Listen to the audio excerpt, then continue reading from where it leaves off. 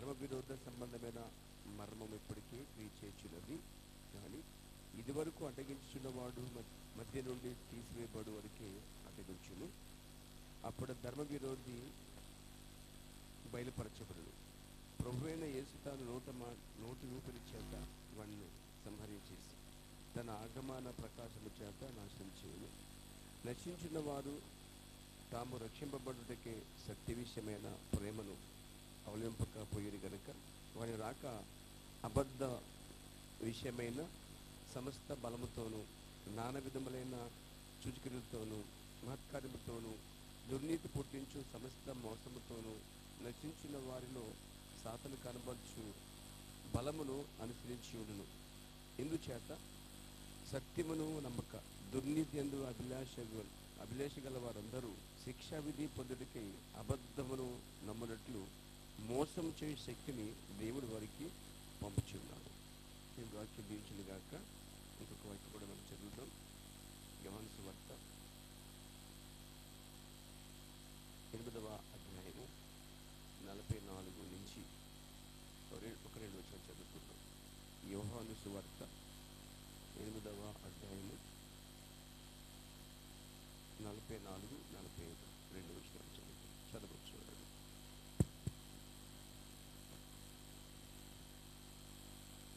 మీరు మీ తండ్రి అపవాది సంబంధులు, మీ తండ్రి దురాశ నిలబెట్టుకోవచ్చున్నారు. ఆది నుండి వాడు నాంటికుడైంది, సత్యమును విడిచిన వాడు కాదు, వాడి ఎందుకు సత్యమే లేదు. వాడు అబద్ధమాడినప్పుడు తన స్వభావం అనుసరించి మాట్లాడును. వాడు అబద్ధకుడును, అబద్ధములకు జనుకునే ఉన్నాడు. 45 గమనించండి. ఆయన అంటున్నాడు, నేను సత్యమునే చెప్పుచున్నాను గనుక మీరు నమ్మరు. దేవుడు వాక్యం దించింది గాక. తలవంచి చిన్న ప్రార్థన చేసుకుందాం. సర్వశక్తి కలిగిన మా ప్రియ పరమ తండ్రి, మహోన్నతుడైన దేవ, మహోపకారి, నీ పరిశుద్ధ నామమును బట్టి వందనాలు, స్తుతులు, స్తోత్రాలు చెల్లించుకున్నాం ప్రభువా.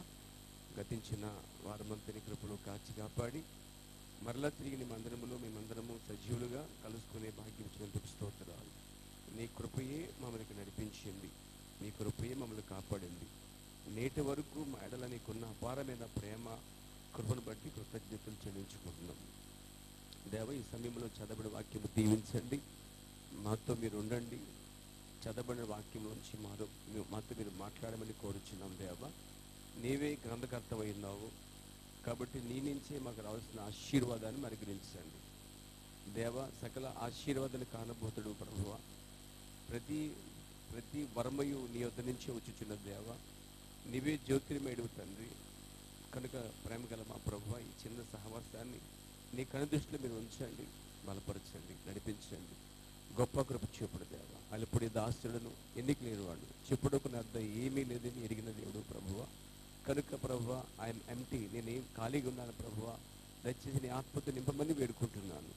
దేవా, నీ పిల్లలకు కావాల్సినటువంటి సమయోచితమైన మాటలు, నయన ఆత్మకి ఉపయోగపడే మాటలు, దేవుని రాజ్యానికి వైపు తిరిగే మాటలు, చక్కదిద్దుకునే విషయాలు, సరి చేసుకునే విషయాలు, ఆత్మలు పోషించబడే విధానములు తీసుకురమని ప్రార్థన చేస్తున్నాను ప్రభువ. ఇగో నీ ప్రవర్తన జనులకు నా హృదయంలో ఉన్నటువంటి వర్తమానాన్ని ఏ విధంగా తీసుకువెళ్ళాలి అని ప్రార్థించాడు తండ్రి. కాబట్టి నీ పరిశుద్ధాత్మ నాయకత్వం కింద మమ్మల్ని తీసుకెళ్ళండి, నడిపించండి, బలపరచండి, నీ నుంచి తప్పిపోకుండా కాపాడండి, కుడి ఎడమకు తొలిపోకుండా కృప చూపండి. నైనా ఆ మచ్చ డాగు లేని ఆ వధువు ఆ ప్రవర్తన దర్శనంలో తెల్లని ఆ వస్త్రముతో నీ యొద్దకు ఎలా నడిచి వచ్చిందో ప్రభువ, ఆ నడుచుటకు మాకు సహాయం చేయండి. అందుకు కావాల్సినటువంటి ఏర్పాట్లు మాకు దయచేయండి, కృప చూపండి, సహాయం చేయండి. గొప్ప నాయకుడిపైన పరిశుద్ధాత్ముడైన యేసుక్రీస్తు నామములో ప్రార్థించి అప్పగించుకుంటున్నాం. ఆమేన్. దయచేసి కూర్చోండి. కొత్త మిక్సర్ కొంచెం సెట్ అవ్వడానికి టైం పట్టేలా ఉంది మనకు. ఇంకా చూడండి, దాని విషయంలో చక్కగా కొంచెం ట్రైనింగ్ తీసుకోవడానికి ప్రయత్నించండి. దేవుని నామమున మహిమ కలుగుగాక. గట్టిగా చెప్దామా హల్లెలూయా. మరి ఈరోజు పోయిన వారం మనం ఏం చెప్పుకున్నామండి? ఏదో చెప్పుకున్నాం కానీ గుర్తులేదు. రెండవ రకం చెప్పుకున్నాం. అంటే అంటే రాకళ్ళు చాలా ఉన్నాయి. యేసుక్రీస్తు భూమి మీదకి శరీరధారిగా వచ్చిన రాకడ మొదటి రాకడ.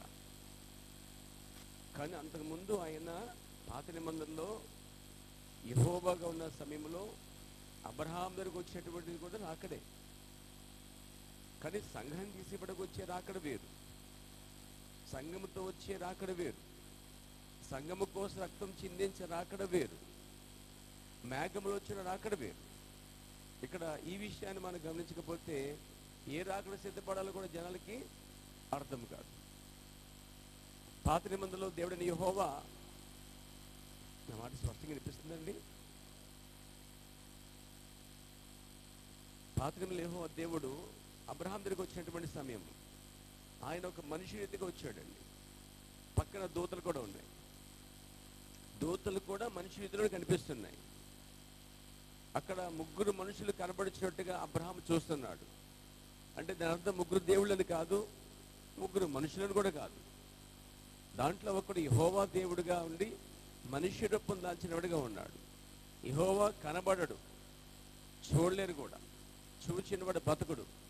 అలాంటిది అబ్రహాం ఎలా చూడగలిగాడంటే, అబ్రహాము చూడగలిగినట్లుగాను, అబ్రహాం ఉండి పెట్టిన ఆహారం తిన్నట్లుగాను ఆ గొప్ప కనబడిన యెహోవా దేవుడే, ఆ గొప్ప అడోనియే, ఆ గొప్ప ఎలోహిం దేవుడే ఈ లోకానికి వచ్చినప్పుడు ఆయన ఒక శరీరం అమర్చుకుని పాత నిబంధనలోనే మనిషి రీతి కనబడేట్లుగా దూతలతో పాటు వచ్చిన ఒక రాకడ ఉందండి. అది అబ్రహాం యొద్దకు వచ్చినటువంటి వాగ్దానం చేయడానికి వచ్చిన రాకడండి అది. అంటే అబ్రహాము కనబోతున్న ఇస్సాకు కోసం వాగ్దానం గురించిన విషయాలు చెప్పడానికి వచ్చినటువంటి రాకడ. ఎప్పుడైతే అబ్రహాముని దేవుడు పిలిచాడో అది కనబడిన అధ్యాయంలో దేవుడు దాన్ని రుజువుపరచడానికి, తన వాగ్దానాన్ని స్థిరపరచడానికి అబ్రహాం భార్యలోటువంటి అవిశ్వాసాన్ని, శారాలో కొంచెం అవిశ్వాసం చోటు చేసుకుంది కాబట్టి అవిశ్వాసాన్ని తీసివేయడానికి ఆ ఎల్ఎహెలోహిం అనే దేవుడు ఇద్దరు దూతలతో ప్రత్యక్షపరచబడ్డ అబ్రహాం దగ్గరికి అండి. అలాగనే ఈ అంత్య దినములలో అక్కడ శరీర సంబంధం అబ్రహాం దగ్గరికి వచ్చినటువంటి దేవుడు ఇప్పుడు అబ్రహాంకి రాజసంతాని వద్దకి ఎలోహిము అంటే బ్రహ్మము కాదు, అర్థమైందండి, బ్రహ్మములోనికి దిగవచ్చి హృదయ రహస్యాలు బయటపెట్టాడు. ఇక్కడే చాలా సంఘాలు పప్పులు కాలేస్తున్నారండి. అందుకే ఈరోజు చాలా చోట్ల బ్రహ్మని ఎలోహిం అని కూడా బోర్డులు పెడుతున్నారు, ఫేస్బుక్లోను, వాట్సాప్లోను, ఇన్స్టాగ్రామ్లోను. విలియం బ్రహ్మంకి సాష్టాంగ నమస్కారం పెట్టడం, ఆయన ఎలోహిం అని చెప్పడం. ఎట్లా అవుతాడు ఆయన ఎలోహిం? అబ్రహాం దగ్గరికి వచ్చింది నిజంగా రియల్గా యెహోవాయే, కానీ అబ్రహాము రాజసంతానం దగ్గరికి వచ్చిన వాడు రియల్గా యెహోవా కాదు. యెహోవా అనే ఆత్మ ఒక ప్రవక్తలో నివసించిందండి. ప్రవక్తలకు రావటం కూడా అది రాకడే. కాబట్టి ఇలాంటి విషయాలు ప్రవక్త నుంచి కనుక జాగ్రత్తగా వర్తమాన పుస్తకాలు చదవగలిగితే, అడగొచ్చి అడగకూడదు. కానీ నిన్న కుటుంబ బలిపీఠం ఎంత చదివారండి? ఒక్క కుటుంబ బలిపీఠం, ఎందుకంటే మన 3 ఉన్నాయిగా, ఆ 3 కాకుండా కూడా వచ్చిందిగా ఏమండి. ఒక కుటుంబ బలిపీఠం పుస్తకాలు ఎంతమంది తీసుకున్నా అలా చేసేస్తుండమ్మా, తీసుకున్న వాళ్ళు సిగ్గుపడట్లేదు, ఉన్న విషయమే. ఫ్యాట్ మాట్లాడుకుందాం, ఏది నిజమో అదే మాట్లాడుకుందాం. అబద్ధాలు చెప్పంటారా, నిజం చెప్పంటారా? మీరు చెప్పని అబద్ధం చెప్పను, మీకోసం ఎందుకు అబద్ధం పడాలి, నేను ఎందుకని అడగలేదు. సో నిజం ఒప్పుకుందాం. ఎంతమంది పుస్తకాలు ఏవా మీ దగ్గర? అసలు ఒక కోటి పెట్టుకుని పుస్తకం చూసారా? ఎంత తీసుకున్నారు? ఉన్నాయి. ఏంటండి 20 పుస్తకాలకి 5కి అందియా? 20 పుస్తకాలు వచ్చాయి కదా మనకి, 5కి అందాయా? అంటే మిగతా ఏమైపోయినాయి? 10 మందికి అందాయా అండి? నా మాట అర్థమవుతుందా మీకు? ఒక కుటుంబల్లి పెట్టి వారి దగ్గర ఉంది, నా దగ్గర ఉంది, నేను చేస్తానండి. ఉదాహరణకి ఉంది. నేను ఏం చదివారు? రాబర్ట్ పెట్టుకొని చదివారు, గాడ్ బ్లెస్ చేస్తారు. మిగతా వాళ్ళు చదవలేదు, పుస్తకం పెట్టుకుని అంతే. అలా పెట్టుకోండి, సెల్ ఫోన్లోను, ఏమండి, ల్యాప్టాప్లోను, కంప్యూటర్లోను, లేకపోతే ఒక కబోర్డ్ నిండగాను, లేకపోతే బీరువాలోనో, లేకపోతే ఒక పెట్టిలోనో అలా పెట్టి ఉంచండి అమ్మ పుస్తకాలు. దానివల్ల ఏ ఉపయోగము లేదు, ఉపయోగపడదు. మీరు డైలీ బ్రెడ్ అంట కదా, ప్రతిరోజు వర్తమాన పుస్తకాలు చదవకపోతే మీరు కూర్చున్నా ఎత్తబడలేరు. మీరు ఇక్కడికి వచ్చి ఆరాధన చేసినా, ఇచ్చేసినా వచ్చేసినా ఇంటుంటే సరిపోదండి. మీ అంతటి మీరు చదవటం కూడా జరగాలి. చదవటం లేక వినటం, చదువు లేకపోతే టేప్ వినటం, అలా చదివి లేకపోతే ఇక్కడ విని గ్రహించటం. ఖచ్చితంగా మీరు చదవటము, గ్రహించడం, చదవటము, ప్రార్థించడం, చదవటము, ఫాలో చేయటం. నపుంసకుడు చదివాడు కాబట్టి దానిపైన ప్రసంగం చేసినప్పుడు అర్థమైందండి. మీరు పుస్తకాలు చదవకపోతే ఇక్కడ ఎంత చెప్పినా, ఎంత లోతుకి వెళ్ళినా, ఎక్కడి నుంచో కరెక్ట్ చేసుకొచ్చినా మీకు అక్కడ అర్థం కాదు మీకు. కాబట్టి ఖచ్చితంగా పుస్తకాలు చదివితే ఉంచుకోండి, చదవకపోతే ఎవరికి ఇచ్చేసేయండి, చదువులకి ఇచ్చేసేయండి. ఎందుకు మీ దగ్గర శుద్ధ దండగా కొంత అడుగు మీద పెడతారు, కొంత అక్కడ పెడతారు, ఎక్కడ పెడతారు, లేదా ఎక్కడో చోటు పడతారు, దులుపుతూ ఉంటారు, పుస్తకాలు పురుగు పడతా ఉంటాయి.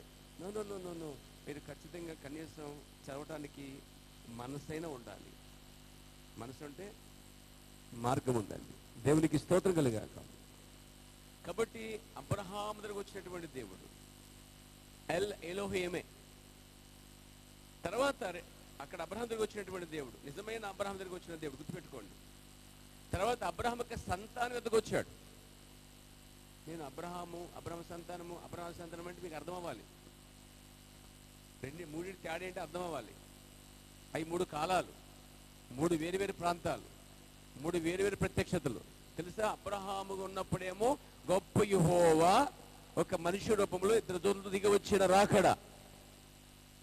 అది ఎందుకు అంటే ఏ వాగ్దానం అయితే చేశాడో దాన్ని స్థిరపరచడానికి, అవిశ్వాసాన్ని పిండి వేయడానికి, మరి వాగ్దాన కుమారుకు ఎదురు చూడటానికి ఒక పర్పస్ కోసం దిగి వచ్చాడు ఆయన. రియల్గా అబ్రహాం దగ్గరికి దిగి వచ్చిన దేవుడు. తర్వాత ఆయన అబ్రహాం యొక్క సంతానం వెతకు దిగి వచ్చాడండి. నా బావ మీరు పట్టుకోగలిగితే నేను మీరు జర్నీ చేసినట్టే, లేదా మీరు గోదావరి నా సముద్రం అవుతుందండి. దేవునికి మహిమ కలుగాక. అబ్రహాం సంతానం అంటే ఎవరు? ఏంటో సనుక్కుంటున్నారు, నాకు వినిపెట్లే. శిశు అన్నారంటే ఏంటండి? చెప్పండి మాట, నాకు అర్థమవట్లేదు. స్పష్టంగా చెప్పండి. ఇదిగో స్పష్టంగా అని బోర ఎవరికైనా అర్థమవుతుందా? ఏమండి, స్పష్టంగా ఊరితే 6ను గట్టిగా కొడితే తప్పుకుంటాం, 6ను మళ్ళీ కూడా తప్పుకుంటామండి. చెప్పండి స్పష్టంగా. ఇశ్రాయేలు వారు, గుడ్. ఇశ్రాయేలు వారి దగ్గరికి ఎలా వచ్చాడు ఆయన? యెహోవాగా రాకుండా, తండ్రిగా రాకుండా, సృష్టికర్తగా రాకుండా, మాకు మానవుడుగా, మనుషుడుగా, దాసుడుగా, యేసుక్రీస్తుగా ప్రత్యక్షపరచబడ్డాడు. అప్పుడు ఆయన ఏం చేశాడు? అబ్రహాం దగ్గర ఏం చేశాడు? హృదయ రహస్యాలను తీసేశాడు. దానివల్ల ఆ శారాకి ఏం జరిగింది? అవిశ్వాసం పోయి నేను కనగలనని విశ్వాసం వచ్చింది. రెండోసారైనా ఎల్లెలుమైన దేవుడు క్రీస్తుని శరీరం అనే ఆ శరీరములకు దిగి వచ్చిన వాడుగా ఉండి ఆయన తన సంతానతకు వచ్చాడు, సమరస్యతకు వచ్చాడు, జక్యతకు వచ్చాడు. చెప్పొచ్చా? హృదయ రహస్యాలన్నీ బయట పెట్టాడు. అప్పుడేమైంది? మరి పాపముల నుంచి వేరు చేయబడి వారు ప్రత్యేకించబడ్డారు. అంటే ఆయన ప్రత్యక్షపరచబడినప్పుడు ఏదో కార్యము జరుగుతుంది. అవిశ్వాసము ఎగిరిపోతుంది, విశ్వాసము పెరుగుతుంది. నిరీక్షణ కొరకు ఎదురు చూస్తూ ఉన్నారు. ఆ నిరీక్షణ వారు పొందుకుంటున్నారు. దేవునికి స్తోత్రం కలుగాక. ఆ తర్వాత ఆయన అబ్రహాం యొక్క రాజస్థానం వద్దకు వచ్చాడు. డిఫరెంట్. అక్కడ రియల్గా యెహోవా, ఇక్కడ రియల్ అని యెహోవా, రియల్గా యెహోవాగా రాకుండా యేసుక్రీస్తుగా వచ్చాడు. తర్వాత ఆయన అబ్రహాం యొక్క రాజసంతానం అంటే ఎవరు? నేను అని మీరు అనుకోవాలి. అందులో నేను కూడా ఉన్నాను. నేను అనుకుంటే మేమే పాత్ర కాదుకోకండి. నేను మీతోటి, మీరు నాతోటి, సంఘంతోనే సంబంధం కలిగి ఉందంతా కూడా. కాబట్టి ఆ స్టేజ్లు పరిధులు వేరన్నమాట. దేవునికి మహిమ కలుగాక. సో అబ్రహాముకు రాజస్థానం వద్దకి ఆ యెహోవా తర్వాత యేసుక్రీస్తుగా ఇప్పుడు మూడోసారి అలా కాదు, ఒక ప్రత్యేకమైన ప్రవర్తనలోకి దిగి వస్తున్నాడండి. ఆయన తను తాను ఆత్మను పరిపూర్ణంగా ప్రవర్తన విలీనంలో కుమరించుకున్నాడు. అది కూడా రాకడే. బట్ ఆ పర్పస్ వేరు, ఆ ఉద్దేశం వేరు.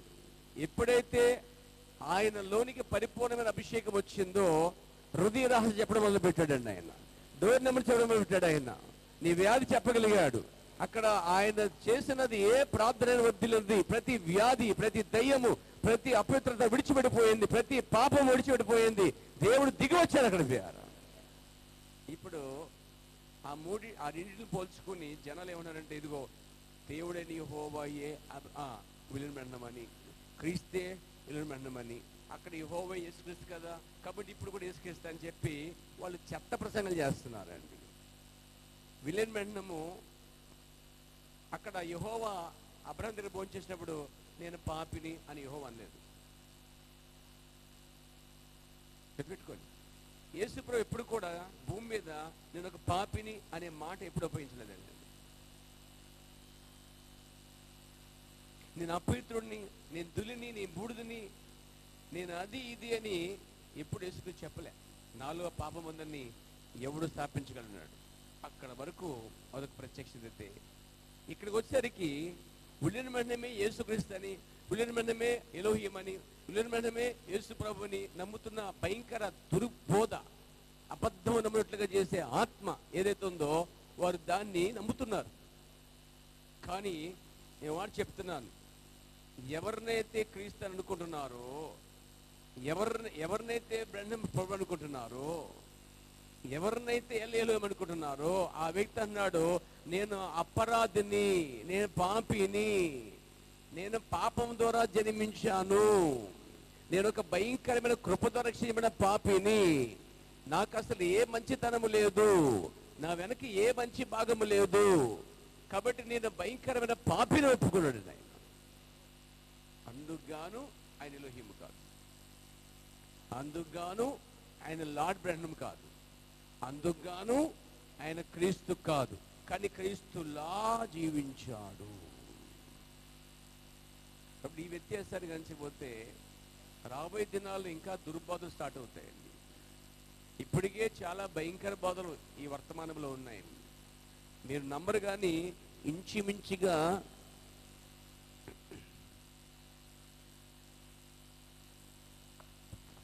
మెసేజ్ సంఘాలండి ఒక 35 దాకా ఉన్నాయి.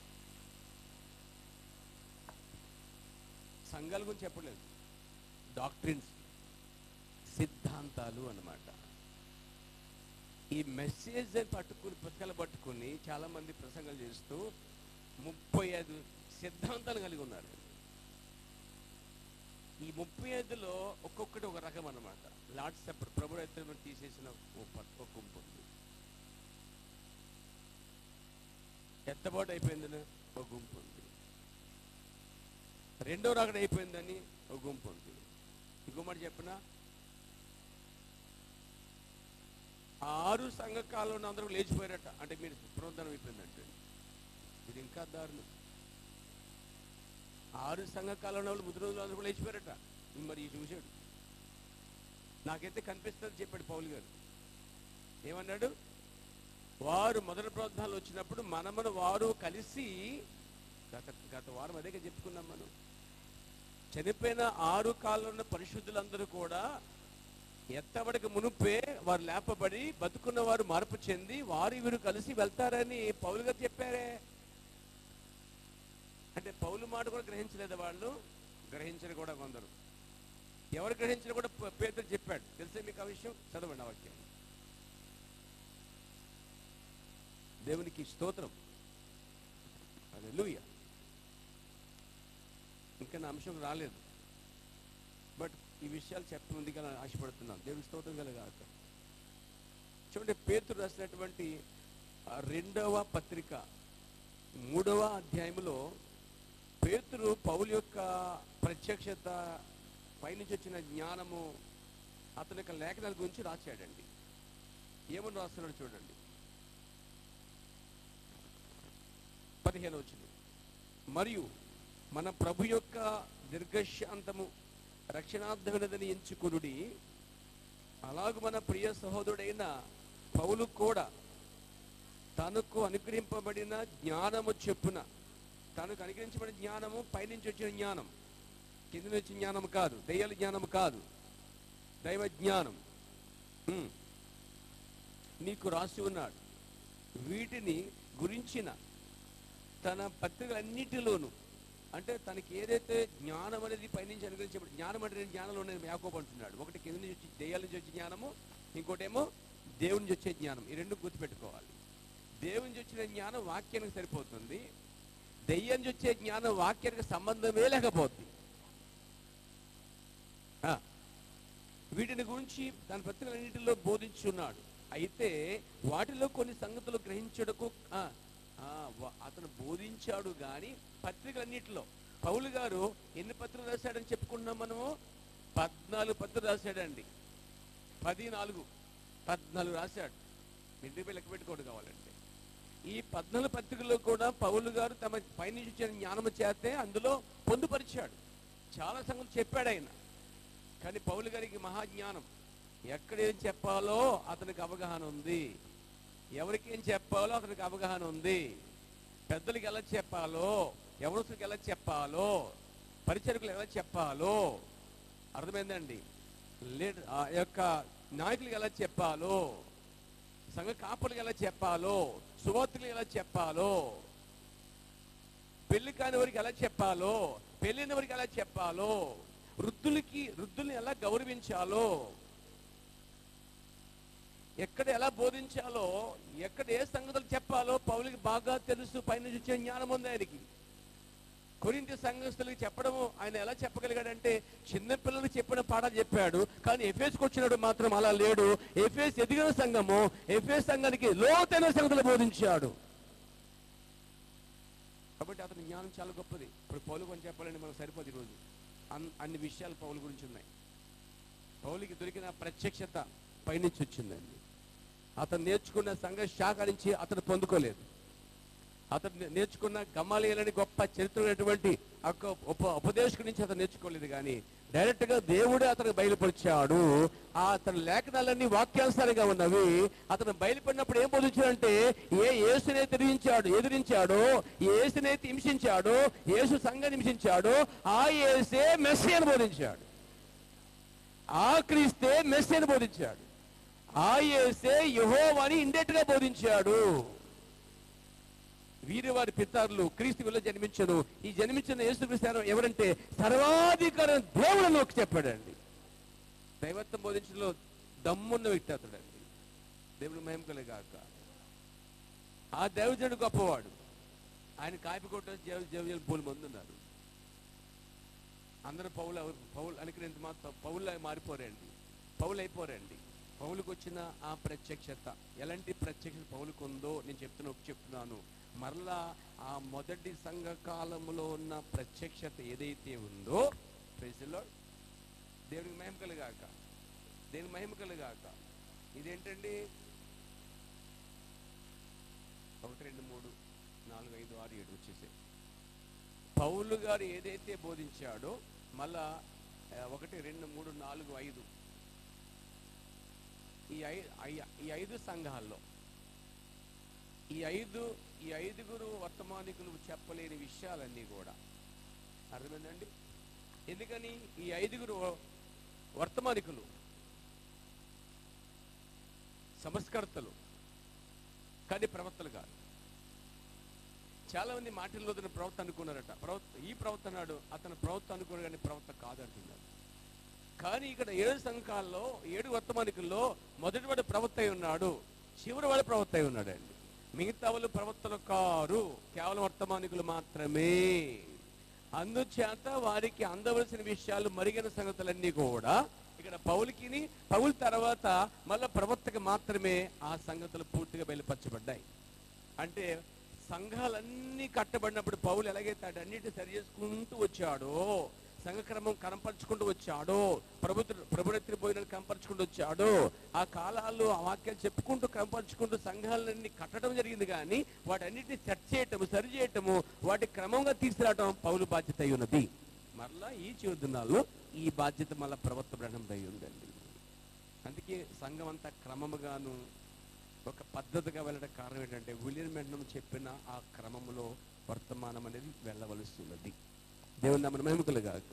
అయితే నేను చెప్పిన ఈ 35 రకాలు అందులో ఉన్నాయని నేను అనుకుంటున్నాను. ఫ్రిడ్జ్లో చాలా రకరకాలు ఉన్నాయండి. దాంట్లో ఒకడు అంటున్నాడు బియ్యంల పాలన అంటాడు. ఇదే పాలన, ఇదే పాలన, బియ్యంల పాలన. బియ్యంల పాలనలో మీరు పోలీస్ స్టేషన్కి వెళ్తారు, భార్య భర్తలు కోర్టుకు చేస్తారు, అప్పులు వడ్డీలు ఇచ్చుకుంటారు, అప్పులు తీస్తారు, ఈఎంఐ కడుతున్నాం, బియ్యంల పాలనలో అద్దెలు కడుతున్నాం, బియ్యంల పాలనలో ఇంకా పనులు చేసుకుంటున్నాం, బియ్యంల పాలనలో పెళ్లి చేసుకుంటున్నాం, పిల్లలకి అంటున్నాం, పిల్లలు పెళ్లి చేస్తున్నాం, స్కూల్కి తీసుకెళ్తున్నాం కదా. వేణుల పనులు, వేణుల పనులు అన్నీ జరుగుతాయి అనుకుంటున్నారు మీరు, తెచ్చి మలం. కాకపోతే ఎవరో చెప్పారు ఇది వేణుల పనులు అని. ఎవరో కాదండి, ఈ వర్తమానంలో చాలా మంది ఉన్నారు ఈ రకమైన బోధకులండి. వేణుల పనుల్లో బైబిల్ ఏం చెప్తుందో తెలుసా? 1000 సంవత్సరంలో సాతానంట బంధించబడతాడు ఉంది, చదువు వాక్యంలో ఉంది. ఎన్ని సిద్ధాంతాలు ఉన్నాయో వీటన్నిటిని సరిచేయడం చాలా కష్టం. కానీ అందులో పడకుండా మెలుకు కొరకు హెచ్చరిక ఇవ్వడం చాలా అవసరమండి. ఎక్కడుందా మాట? చదవండి. ప్రకటన గ్రంథం 20 అధ్యాయంకి వచ్చేస్తే చక్కగా ఉంది. 20 అధ్యాయంలో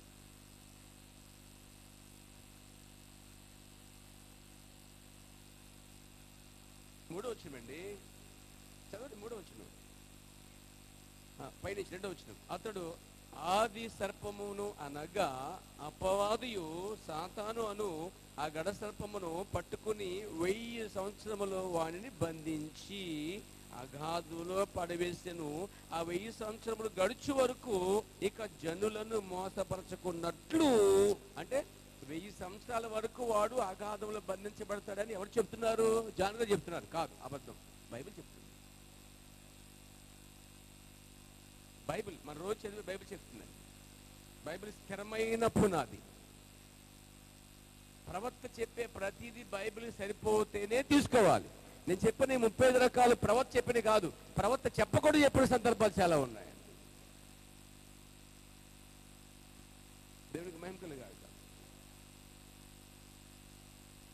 కాబట్టి 1963 సంవత్సరం ఫిబ్రవరి 20వ తారీఖున మేఘం రాకడ, వధువు రాకడ అయిపోయింది, ఆయన రాకడ 2వ రాకడ అయిపోయిందని బోధించే దుర్బోధకులు చాలా మంది ఉన్నారండి. లేనిది బోధించే వాళ్ళు ఏమంటాం? అబద్ధ బోధకులు అంటామండి. ఉన్నది బోధించే వాళ్ళని నిజమైన బోధకులు అంటాం.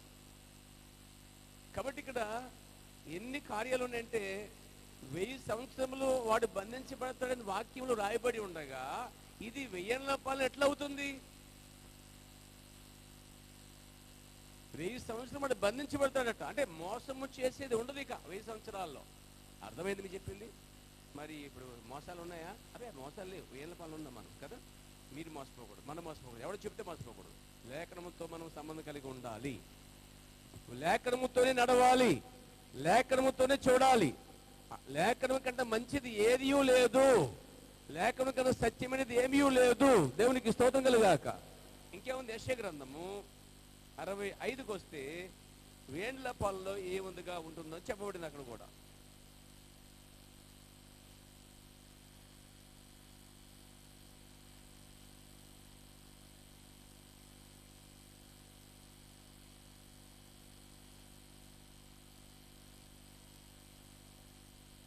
యెషయా గ్రంథములో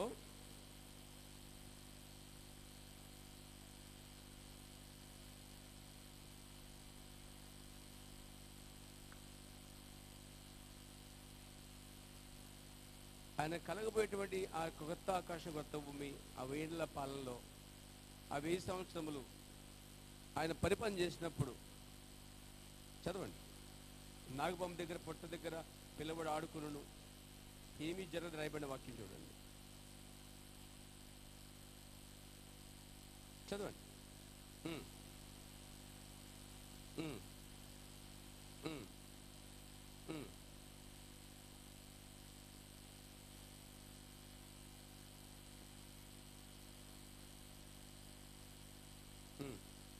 ఆనందకర స్థలముగా చేస్తని చెప్పి వాగ్దానం చేశాడండి ఆయన. దేవునికి మహిమ కలుగు. సరిపోద్దమ్మా, చూడండి, సరిపోద్దాం, సరిపోద్దు. చూడండి, ఇక్కడ పాత నిబంధనలో ఆయన అనేక మంది చెప్పిన మాట అంటే 1000 పాలన ఎలా ఉంటుందంటే ఆవు కూడా గడ్డి మేస్తుందని చెప్పుకొచ్చాడు. నాగుపాముడు దగ్గర చిన్నపిల్లడు ఆడుకుంటాడు, ఏ హాని నా పర్వతం మీద ఏ హాని జరగదని చెప్పుకొచ్చాడు. చదవండి. సింహం ఏం చేస్తాడండి? గడ్డి వేస్తాడట. తర్వాత సర్పానికి మన్ను ఆహారం అవుతుందట. తర్వాత ఆ పర్వతం మీద ఏ హాని జరగదటండి.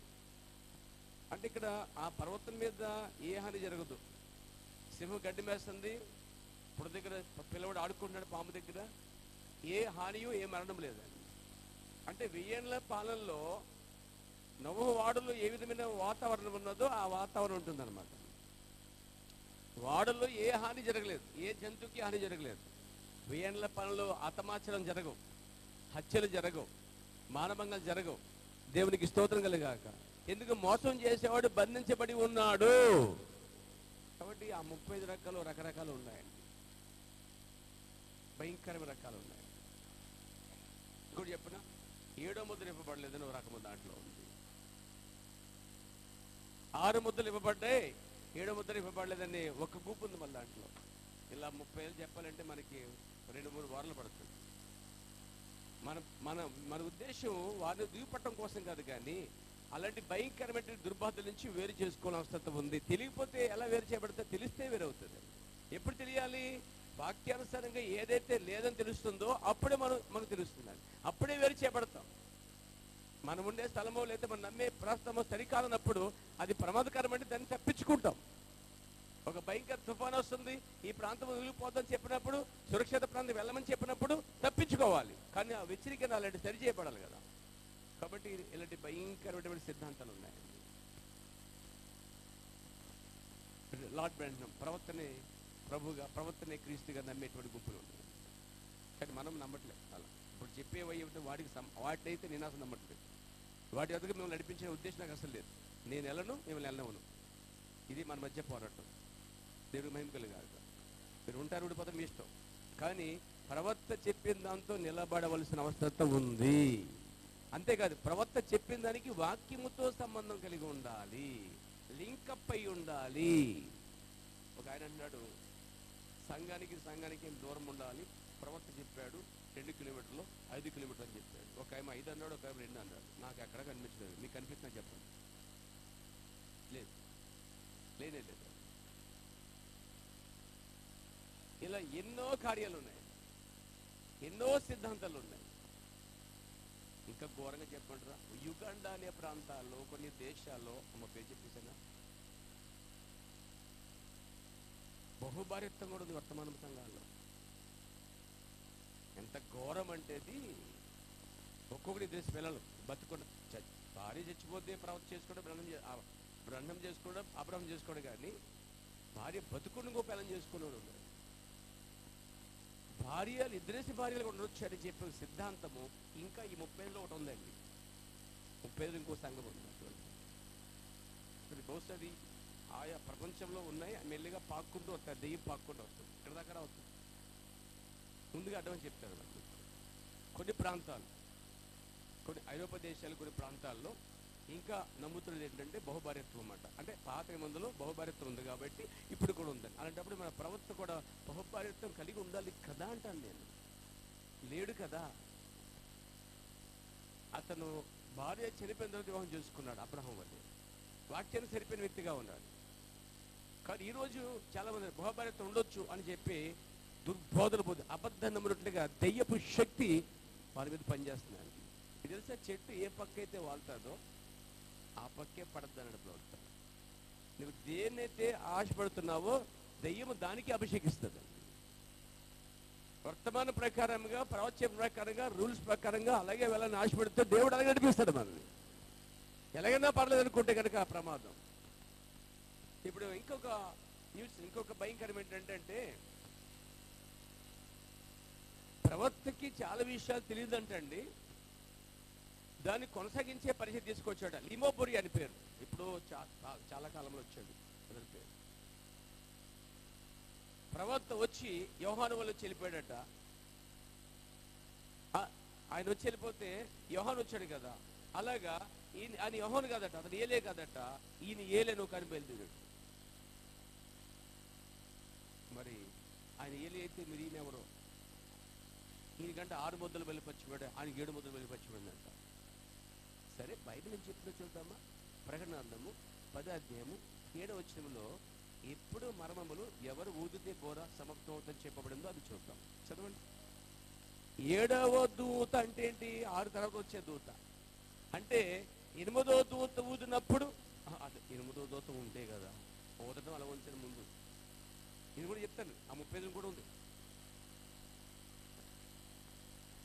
7వ దూత బోర ఊదినప్పుడు దేవుడు తన దాసులైన ప్రవక్తలకు బయలుపరిచిన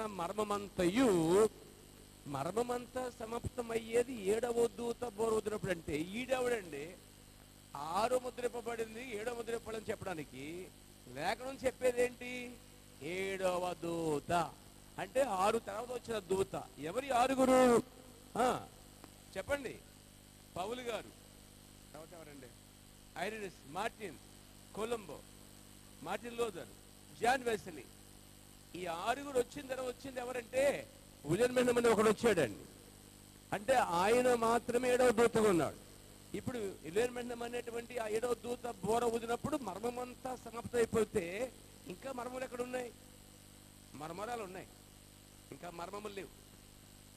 మర్మరాలు అక్కలేదు మనకి. 7వ దూత బోర ఊదిన మర్మమే కావాలి. ఆల్రెడీ మర్మము సమాప్తం అన్నాడు. అంటే తన దాసులైన ప్రవక్తలకు ఏదైతే బయలుపరుచుకుంటూ ఆది నుంచి వచ్చాడో అది 7వ దూతతో ముగిస్తున్నాడు. అర్థమవుతుంది మీకేమన్నాను? మళ్ళీ వీళ్ళు వచ్చి అంటాడు 6 ముద్దలు ఇవ్వబడ్డాయి, 7వ ముద్ర నా దగ్గర వచ్చిందంటాడు. ఆయన కాకినాడ ఊరు చెప్పేశాను. అక్కడ ఒకడు బయలుదేరాడు. ఏంటంటే ఆయన అంటే 8వ దూత అంట. నాకు మెసేజ్లు పెడుతున్నాడు. ఇది ఇప్పటి నుంచి కాదు, 5 ఏళ్ళ నుంచి వస్తున్నాడు. నేను మీకు చెప్తున్నాను, మీరు ఫాలో అవ్వకండి, బుర్ర చెడిపోతుంది మొత్తం. ఆయన 8వ దూత అంటాడు. ఇప్పుడు నేను ఆయన అంగీకరించాలట. నాకు 8వ దూత అవసరం లేదు. నాకు యేసుప్రభు కుడి చేతుల్లో 7 నక్షత్రాలు ఉన్నాయి, 7 ఆత్మలు ఉన్నాయి, 7 దూతలు ఉన్నాయి, 7 ప్రవక్తలు అని చెప్పి బైబిల్లో ఉంది. నాకు 6తో సంబంధం లేదు, 5తో సంబంధం లేదు, నాకు 7తో సంబంధం ఉంది. 8తో సంబంధం లేదు అసలే. 8వ దూత నాకు అక్కర్లే. ఎందుకంటే యేసుప్రభు కుడి చేతుల్లో కేవలం 7 దూతలు మాత్రమే ఉన్నాయి, అనగా 7 వర్తపరుగులే ఉన్నారు. అరే అది బైబిల్ చెప్తుందండి. చదువుదాం ప్రకటన గ్రంథం. ఈరోజు నేను తీసుకోవాల్సిన అంశంగా వెళ్ళలేదు నేను. సరే, ఏదైనా సరే దాని వద్దకు వెళ్దాం. ఏదైతే అది దేవుని మహిమలు కాక, ప్రభు ఏదిస్తే అది దేవుడికి స్తోత్రం కలిగాక. ఏదో రాసుకోవచ్చని చెప్తామని దీన్ని అసలు టచ్ చేయట్లేదు ఏంటో. మరి నేను చదివిన వాక్యానికి నేను చెప్పేదానికి ఏ సంబంధం లేదు. నా అంశం, నా లోపల అంశం అంతా వేరు, నేను చెప్పేదంతా వేరు. ఇప్పుడు సో నా ప్రేమ లేకుండా వస్తుంది, రానివ్వండి. దేవుని మహిమకులు గాక, దేవునికి స్తోత్రములు గాక. చూడండి అక్కడ మనం చదువుకున్న వాక్య భాగంలో ఎక్కడ ప్రకటన గ్రంథం అండి.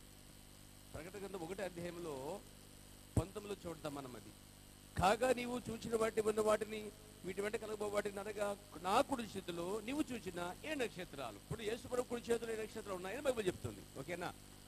ఇప్పుడు 7 నక్షత్రాలు ఏమిటి అని చెప్తే కిందకు వచ్చేసరికి ఏమంటున్నాడు? 20వ వచనం. అనగా నా కుడి చేతులు నువ్వు చూసిన 7 నక్షత్రములు గురించిన మర్మమును, ఆ 7 సువర్ణ దీప స్తంభములకు సంగతియు రాయము. ఆ 7 నక్షత్రములు 7 సంఘములకు దూతలు, ఆ 7 దీపస్తంభములు 7 సంఘములు. ఈ 7 సంఘములు ఆసియా కాండములో లేదా ఆసియా ప్రాంతంలో ఉన్నటువంటి ఎఫెసు నుంచి లౌదీకున్న పట్టణములు 7 సంఘములు అండి. అర్థమైందా? అవి సంఘాల పేర్లు కాదు, గుర్తుపెట్టుకోండి. ఎఫెస్, స్వర్ణ, పెర్గమ, థుయతైర, సార్దీస్, ఫిలదెల్ఫియా, లౌదీక పట్టణాల పేర్లు కానీ అవి సంఘాల పేర్లు కాదు. ఆ పట్టణాలు ఇది వరకు అక్కడ ఉండేవి, ఆసియాలో ఉండేవి. అంటే మన అంటే ఇశ్రాయేలు దాటి అన్యుల్లో ఉండేది చెప్పాలంటే. ఈ 7 సంఘకాలాలు అన్యుల కాలంలో అన్య పట్టణంలో ఉన్నాయి.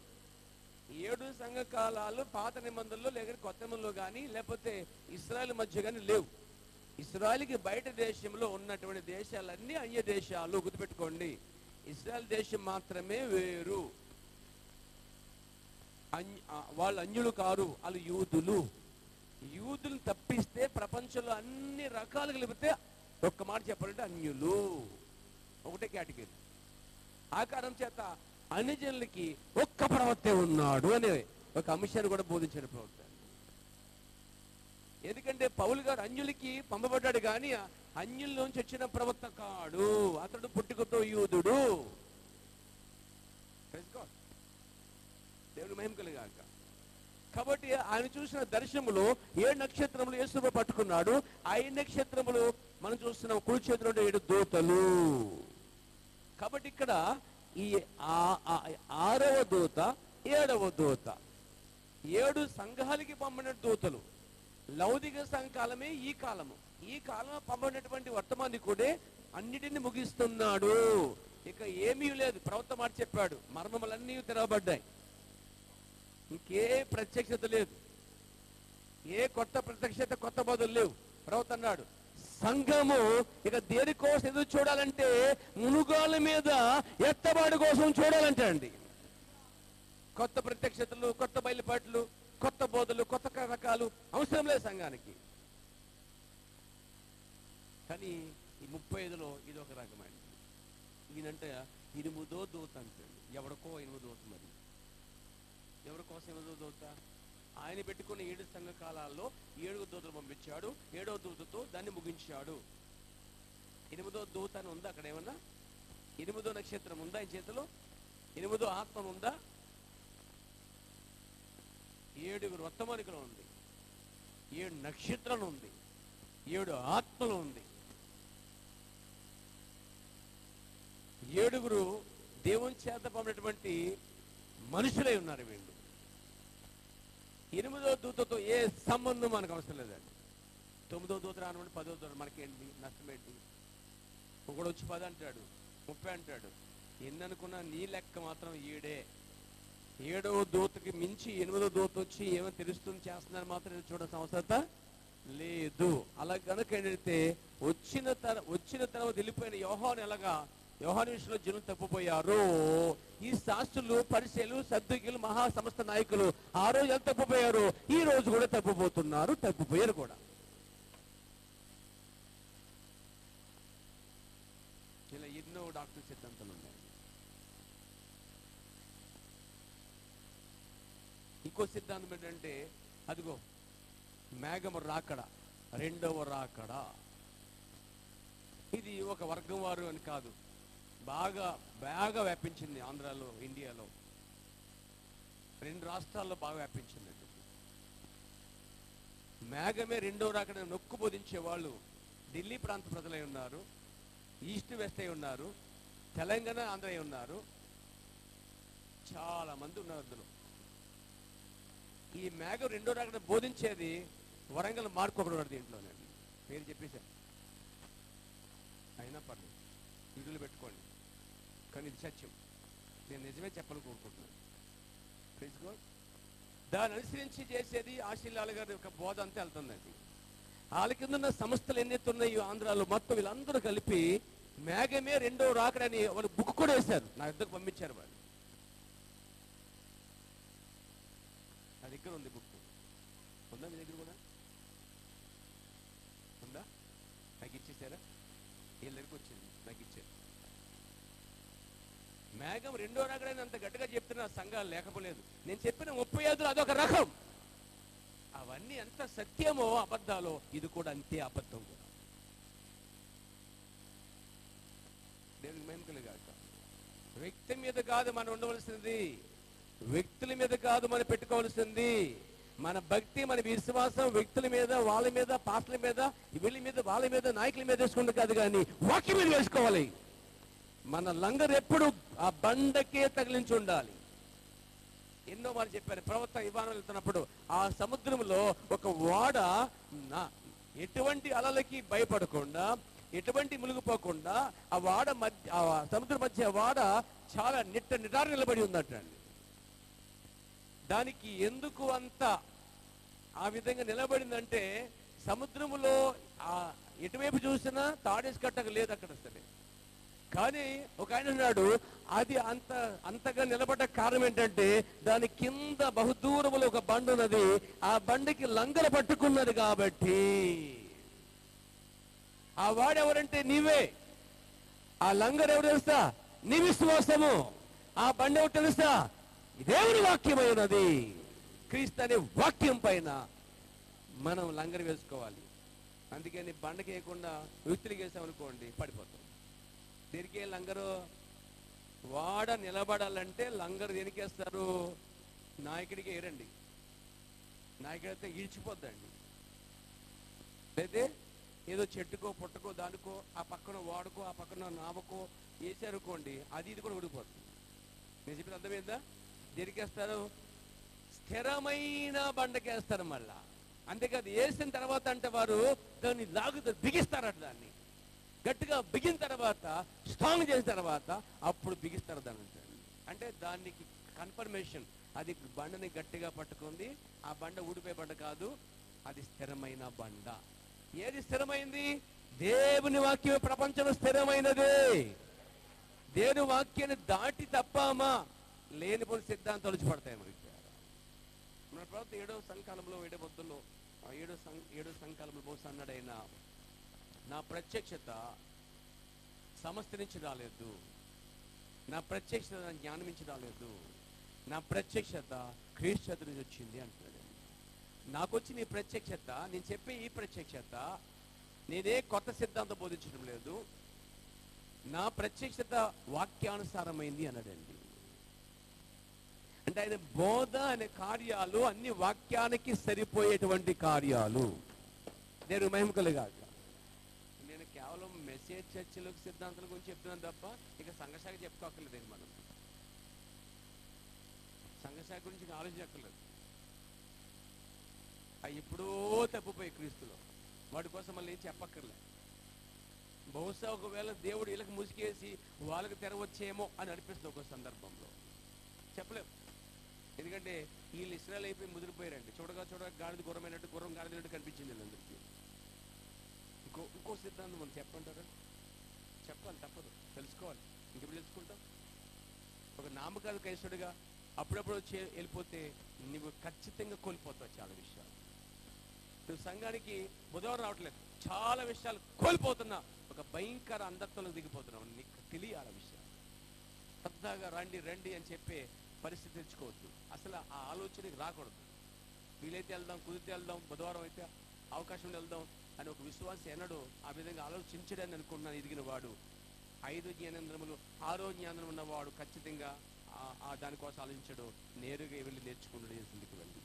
దేవుని నామమున మహిమ కలుగాక. ఇంకొక భయంకరం ఏంటంటే, బైబిల్ పక్కన పెట్టేశారు జనాలు కొంతమంది. వర్తమాన పుస్తకాలు చదివి వర్తమానం ఈ మెసేజ్లో 35లో ఒక రకం చెప్తారు. మళ్ళీ ఆయన అంటున్నాడు, బ్రదర్ మనం బైబిల్ చదవక్కర్లేదండి, ఎందుకంటే బైబిల్ అంతా పిండేసి వర్తమాన పుస్తకంలో పెట్టేశాడు ప్రవక్త. ఇక బైబిల్ ఎందుకు? అసలు వర్తమాన బైబిల్ అన్నాడు. ఇది ఘోరం చెప్పండి. 7 ముద్దల బైబిల్ అంటాడు ఒకడు. ఎక్కడికి వెళ్ళిపోతున్న సమాజం నాకు అర్థం కావట్లేదు. 7 ముద్దలే బైబిల్, ఇంకా బైబిల్ అక్కర్లేదు అని చెప్పి వాళ్ళు 7 ముద్దలు మాత్రమే, ఆ గ్రంథం మాత్రం చదువుతున్నారు. అసలు బైబిల్ వదిలేశారట. బైబిల్ ఇది మన పక్కన ఊళ్ళో జరిగిందండి. ఆ ఊరి పేరు చెప్పను, ఎందుకు మీకు చెప్పేస్తాను. చాలా దగ్గరగా ఒక 20-30 కిలోమీటర్ అంటే వెళ్ళిపోవచ్చు. మీరు గుడి వెళ్ళండి, నాకు అనవసరం. మీరు రాళ్ళపల్లి నాకు అనవసరం. మీరు అటు వెళ్ళండి, నాకు అనవసరం. ఎటు కూడా వెళ్ళిపోండి, నేను మాత్రం ఒకవైపోయి ఉన్నాను. కాబట్టి ఒక తనకి ఒక 30 కిలోమీటర్ సరౌండింగ్లో ఒక గుంపు ఉందన్నమాట. జాగ్రత్త, వాళ్ళు బైబిల్ పక్కన పెట్టేసి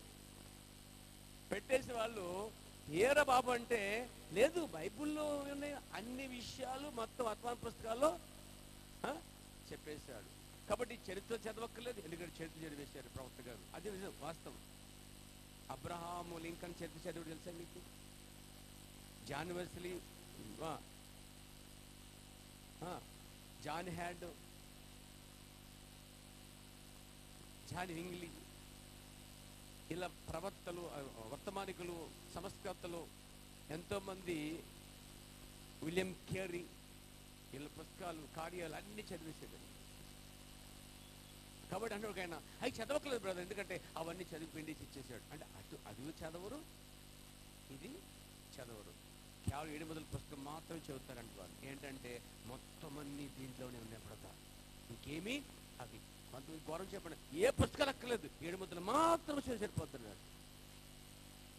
మరి ఎన్ని బోధించాడు, పనిలేక బోధించాడు ఆయన.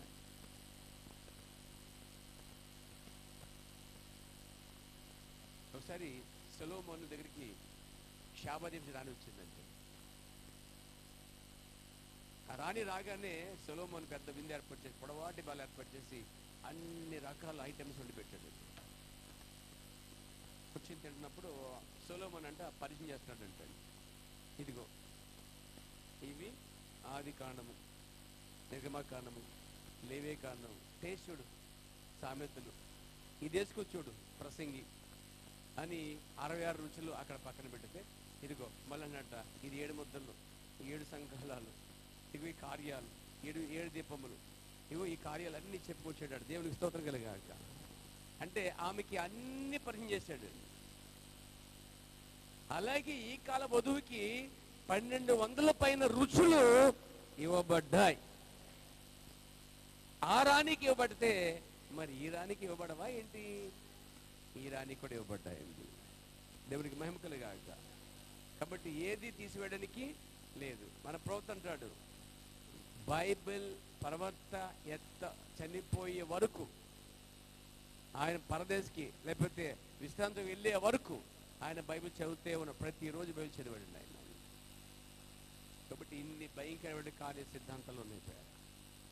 అందుకనే ఎవరి ప్రసంగాలు వర్తమానం చూడగానే, పక్షిరాజం చూడగానే పరిగెట్టేయటం, వర్తమానాన్ని కానీ ఓపెన్ చేసి చూసేయటం, తొందరపడి మీరు డిస్టర్బ్ అవ్వకండి. ఖచ్చితంగా దానికన్నా బెటరు నీ చేతిలో ఉన్న వర్తమాన పుస్తకాలే చదివి అలాగే చదువుతూ అలాగే ఉండండి. పేరు ఇంక దేన్ని ఒప్పుకోవద్దు, అదే చదవండి, అవే చదవండి, మళ్ళా చదవండి. జుంటే తేరు దానికన్నా మొదటి నిమిషాలు దాంట్లో వస్తాయి. నానా పుస్తకాలు, నానా కార్యాలు పక్కన పెట్టి వర్తమాన పుస్తకాలు అన్నిటినీ ఏది దొరుకుతుంది, నువ్వు నిద్రపోయిన వరకు ఏది దొరుకుతుంది తీసుకుని తిరగేస్తా ఉండు. అందులోంచి ఏదో ఒకటి బయలుపరచబడుతుంది. ప్రత్యక్షత అనేది బయలుపడినది నీ ఆత్మీయాహారం అనేది అక్కడి నుంచే రావాలి తప్ప యూట్యూబ్ నుంచి గాను లేకపోతే వేరే ప్రసంగాలు వేరే కోటాలకు వెళ్ళు అక్కడికి వెళ్ళు రానే రాదు. అది ఆల్రెడీ నీకు ఇవ్వబడింది, నీ దగ్గర ఉందని తవ్వుకోవటమే నువ్వు దాన్ని చేసుకో. కాబట్టి నా ప్రియ సోదరులారా, ఈ విషయాన్ని గమనించాలని కోరుతున్నాను. దేవుని మహిమ కలుగును గాక, దేవుని స్తోత్రం కలుగును గాక. కాబట్టి ఈ చివరి దినాల్లో, ఈ భయంకర దినాల్లో ఇలాంటి భయంకర గుంపులు ఉన్నాయి, చాలా భయంకర గుంపులు ఉన్నాయి. కానీ మనం నమ్ముతున్నది ఏంటంటే ప్రవక్త వర్తమానాలు చదువుతూ ప్రవక్త ఇచ్చిన ఎక్స్ప్లెనేషన్, ఆయన ఏదైతే వివరించాడో దాన్ని మాత్రమే మనం పట్టుకున్నాం. ఇంకో గుంపు గుర్తొస్తుంది మరి.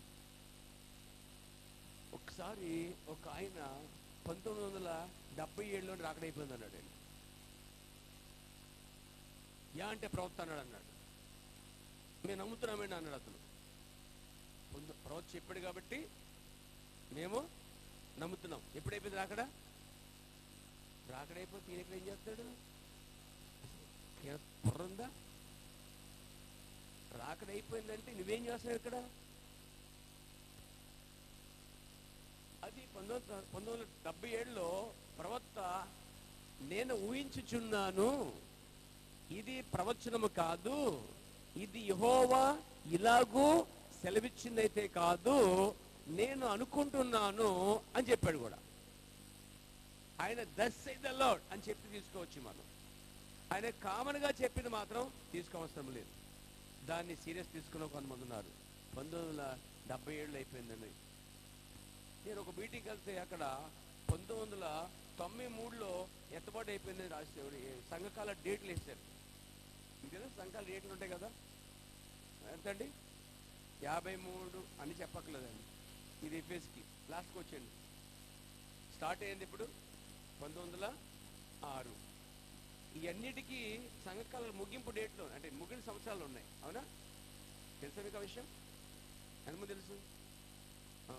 ముగింపు ప్రతి సంఘకాలానికి ప్రారంభము అంతం, ప్రారంభము అంతం, ప్రారంభము అంతం ఉంది, అవునా? కానీ లౌకిక సంఘకాలం అనే దానికి ఒక సంవత్సరం అనేది ఇవ్వట్లే. అసలు ఆ 7 సంఘకాలాలు ఆ కాలాలు గీసింది ప్రవక్త కాదు. ప్రవక్త బోధిస్తుండగా పబ్లిక్ లోనే, తన సమాజంలోనే ఒక మానవస్తం వచ్చి ఆ నల్లని బోర్డు మీద 7 గీతలు గీసి 7 సంఘకాల పిక్చర్ వేసి ఆ సమయాన్ని గీస్తా ఉందన్నమాట. ఇది ఒరిజినల్. పరిశుద్ధాత్మ ప్రారంభం ముగింపు, ప్రారంభం చేసుకుని ఎఫెస్కి, స్మరణకి, పెరగమైకి, తుయితరికి తీసుకొచ్చి ఆ తర్వాత ఫిలదెల్ఫీకి వచ్చిన తర్వాత అయిపోయిన తర్వాత లౌదికి వచ్చేసరికి 1906 వేసి ఆపేసింది. ముగింపు అయిలే. అంటే 2030 అని వేయచ్చు, 2040 అని వేయచ్చు, 2050 అని వేయచ్చు కదా. వేయలే. అదే మీకు ఆయన వేయలేదు, పరిశుద్ధాత్ముడు వేయలేదు. వీళ్ళు వేసేస్తున్నారు. ఇక్కడ వేసేస్తున్నారు. ఒకడేమో 77 వేస్తున్నాడు, ఒక ప్రత్యేకత ఏమో 77 అని, ఇంకోటేమో 1963 అని, ఇంకోటేమో 1993 అని, ఇంకోటేమో 2026 అని. అంటే ఈ సంవత్సరమే. ఒక ఆయన అయితే చాలా కడగెత్తట 2026 జనవరి ముగింపుకి ప్రభు వచ్చేస్తాడని చెప్పాడు. మరి ఇప్పుడున్నావు ఎక్కడున్నావు? రాలేదే. అబద్ధ బోధకుడు. మళ్ళీ ఆ రోజు నుంచి ఆయనకు దూరంగా ఉండడం మొదలుపెట్టాను. అమ్మో, ఆ మాట అన్నప్పుడే దూరంగా ఉన్నాను ఆయన గురించి. నేను నంబర్ కానీ 2016లోనే ప్రభు వచ్చేస్తాడని ఆశలకు బోధించిన సందర్భాలు ఉన్నాయి.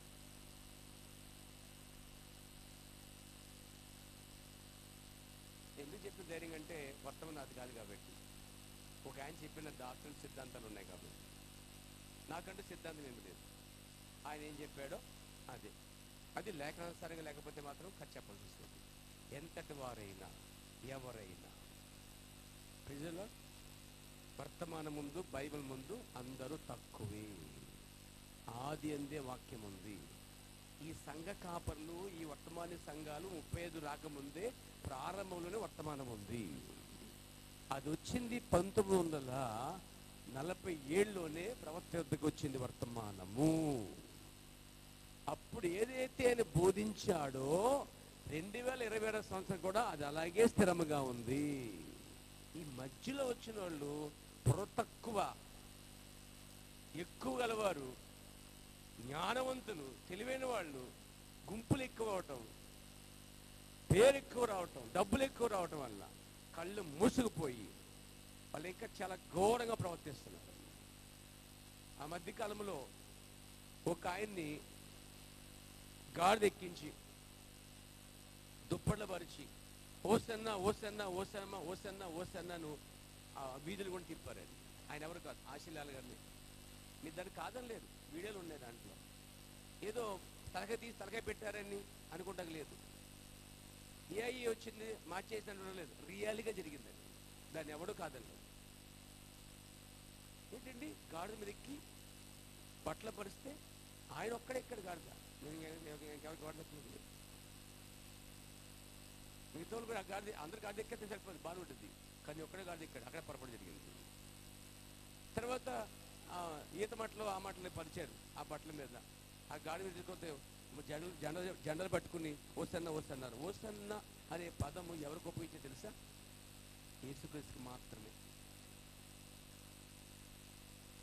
యేసుక్రీస్తు మాత్రమే ఓసన్న. ఏ సన్లు ఉన్నారు కానీ ఓసన్లు లేరండి. ఒక్కడే ఓసన్ ఉన్నాడు. ఏ సన్లో చాలా మంది ఉన్నాడు కానీ ఓసన్ ఒక్కడే ఉన్నాడు. అసలు దానికి అడుగుడు యేసుక్రీస్తు. అదే కరెక్ట్ అయితే ప్రవక్త భూమి మీద ఉన్నప్పుడు ఎందుకు గాడిద ఎక్కించి ఊరేగించలేదు అంటున్నాను నేను. ఆయనకంటే గొప్పవాడు ఆయన. గొప్పవాడనే కదా చేసేది వాళ్ళు. పైనుంచి పూల వేయటం, కాలికి పూల వేయటం, కారిపెట్టి పార్చటం,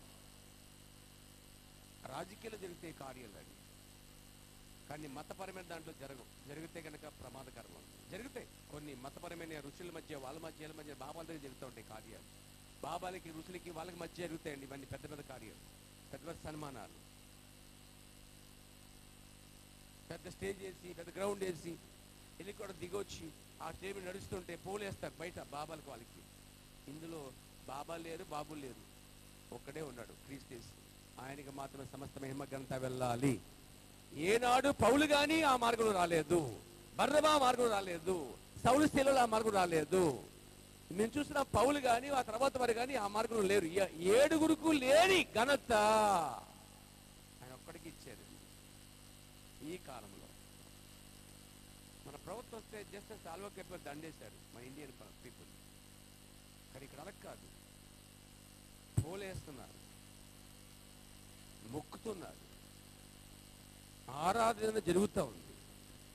ఇంకో ఘోరం చెప్పంటారా, ఆ మధ్యకాలంలో ఒక పాట వచ్చింది. ఆ పాట ఢిల్లీలోనే ఒక స్త్రీ పాట పడతానమాట. ఆశీలాల్లో క్రీస్తు ఉన్నాడు, ఇంకెవరిలో లేదని చెప్పి. ఆడు చెక్కిందో లేకపోతే ఆత్మ నింపడిందో కానీ అబద్ధమున్నట్లుగా దేవుడే కొందరికి విడిచిపెట్టేస్తున్నాడు. మనం ఏం చేయగలం? ఇంకా వెనకాల లామేన్ అంటున్నారు జనాలందరూ ఇక్కడ కూర్చొని. దాన్ని ఎక్స్ప్లెయిన్ చేసుకోవడానికి రచ్చరచ్చ అయితే ఆంధ్రాలో దాన్ని కప్పుకోవడానికి మేము ఆమెను అలా పాడమని చెప్పలేదు అంటున్నారు వీళ్ళు. పాడుతున్నాడు ఆమె చెప్పారా? అందుకే ప్రవక్త అంటాడు, అసలు నా అంశమే ఈరోజు చాలా విరుద్ధమైన అంశం తీసుకున్నాను నేను. బహుశా దేవుడు అనుమతి ఉండేది అనుకుంటాను, అయినా దాన్ని టచ్ చేయకుండా వెళ్ళాను. దేవుని స్తోత్రం కలిగాక. అంటే దేవుని ప్రవక్త ఏమన్నాడంటే, ఒక్క అబద్ధం అంటే అండి సత్యములా బోధిస్తారట. కోర్టులో లాయర్ అనేవాడు అబద్ధాన్ని బల్లగుద్ది చెప్తాడట, కానీ వాడు లంచం తీసుకున్నాడని, వాడు చెప్పేది అబద్ధమని వాడికి మాత్రం తెలుస్తుంది. సాక్ష్యాధారాలు ప్రవేశపెట్టినప్పుడు వాడు దాన్ని న్యాయాన్ని తిప్పేస్తాడని వాడికి తెలుసట. ప్రవక్త మాట చెప్పాడు, నీవు నీతోనే అబద్ధం ఆడుచుకొంచున్నావు అన్నాడండి. You are lying to yourself. దాని నీకు నీవే అబద్ధాన్ని, ఏం పదం చూడండి, నీతో నీవే అబద్ధం ఆడుకొనిచున్నావు అన్నాడు. ఎవరితో కాదంటే ఒక లాయర్ లంచం తీసుకుని డబ్బులు తీసుకుని అబద్ధాన్ని నిజమని చెప్పి డబ్బులు కోసం దాన్ని తిప్పేస్తాడండి. కానీ అంత గట్టిగా చెప్తాడట. మన ప్రవక్త అన్నాడు, ఒక అబద్ధాన్ని బల్లగుద్ది చెప్పినట్లయితే మరి సత్యమును ఏం చేయాలి? ఒక ఆయన బల్ల పగలగొట్టేసాడు. దాని ఉద్దేశం పగలగొట్టమని కాదు, అక్కడ హృదయాన్ని పగలగొట్టవలసింది, ఇక్కడ స్టేజీలు కాదు. ఒక ఆయన దాన్ని అలా పగలగొట్టేసి, అదిగో వాళ్ళ గుద్దమని చెప్పి గుద్దాను, గుద్దగా పగలగొట్టేసాడు. పక్కన ఉద్రేకం, ఉత్సాహం. ఎందుకంటే ఇది అర్థం ఏంటంటే హృదయాల్లో మిగిలిపోయినటువంటి పెరిగిపోయిన సిద్ధాంతాలని పగలగొట్టాలి. దేవునికి స్తోత్రం కలిగాక, దేవునికి మహిమ కలుగును గాక. చెప్పచ్చా హల్లెలూయా, హల్లెలూయా. ఇన్ని భయంకర సిద్ధాంతాల మధ్యలో ఎక్కడో మిలికిమంటూ మూల బచ్చేసుకున్న చిన్న గుంపు ఉంది. ఎటువంటి పొత్తు లేకుండా ఎవరితో, నేను ఎవరితో పొత్తు పెట్టుకుంటే ఇష్టపడలేదండి, కానీ అందరితో సమాధానంగా ఉంటాను, అందరితో మాట్లాడతాను, కానీ సిద్ధాంతాల విషయాలు మాత్రం అస్సలే చేర్చుకోను. ఎందుకంటే ప్రవక్త సహోదరులు ప్రేమించమన్నాడు, కానీ సహోదరులు తెచ్చుకునే సిద్ధాంతాన్ని మాత్రము ద్వేషించాలి. ఎవరు మన శత్రువు లేరు దీంట్లో, సాధన తప్ప. కానీ అబద్ధాన్ని బోధించే వారిని పక్కన పెట్టవద్దు, కానీ అబద్ధాన్ని పక్కన పెట్టాలి. వారిని ద్వేషించవద్దు, కానీ వారి సిద్ధాంతాన్ని మాత్రమే ద్వేషించాలి. ఈరోజు మార్టిన్ లూథర్, వెస్లీ ఇవన్నీ బోధించిన సత్యాలే, కానీ తర్వాత సంఘాలు దాన్ని మార్చేసేయాలి. అర్థమే మీకు? మార్టిన్ లూథర్ గారు తెలుసు కదా మీకు? ఆయన ఎలా చనిపోయాడు? గుండె పొడితో చనిపోయాడు. మార్టిన్ లూథర్ గారు చనిపోయేదాకా చుట్ట కూడా తాగాడట. నేను చెప్పట్లేదు, నా పేరు చెప్పుకున్నాను, ప్రవక్త పేరు చెప్పేసుకోండి, ఆయన చెప్పాడు. కానీ మీరు ఎక్స్ప్లెయిన్ చేస్తాను కావాలంటే. చుట్ట తాగుతూ చనిపోయాడు. వారిని ఆయన ప్రవక్తని నమ్మారు అప్పట్లో. ఎందుకంటే ఆయన నిజంగా గట్టిగా వల్ల గుద్ది గట్టిగా కాసిల్ రోమన్ చర్చ్ యొక్క తప్పులు 99 తప్పులు రాసి దానికి మేక్ కొట్టి అందు నుంచి పారి బయటకు వచ్చినటువంటి వ్యక్తి. ఆ రోజున సింహంలో గర్జించేటట్ట మార్టిన్ లూథర్ గారు. రిఫార్మర్స్ తీసుకొచ్చింది ఆయననే. ఆ రోజు బైబిల్ తీసుకొచ్చింది కూడా ఆయనే.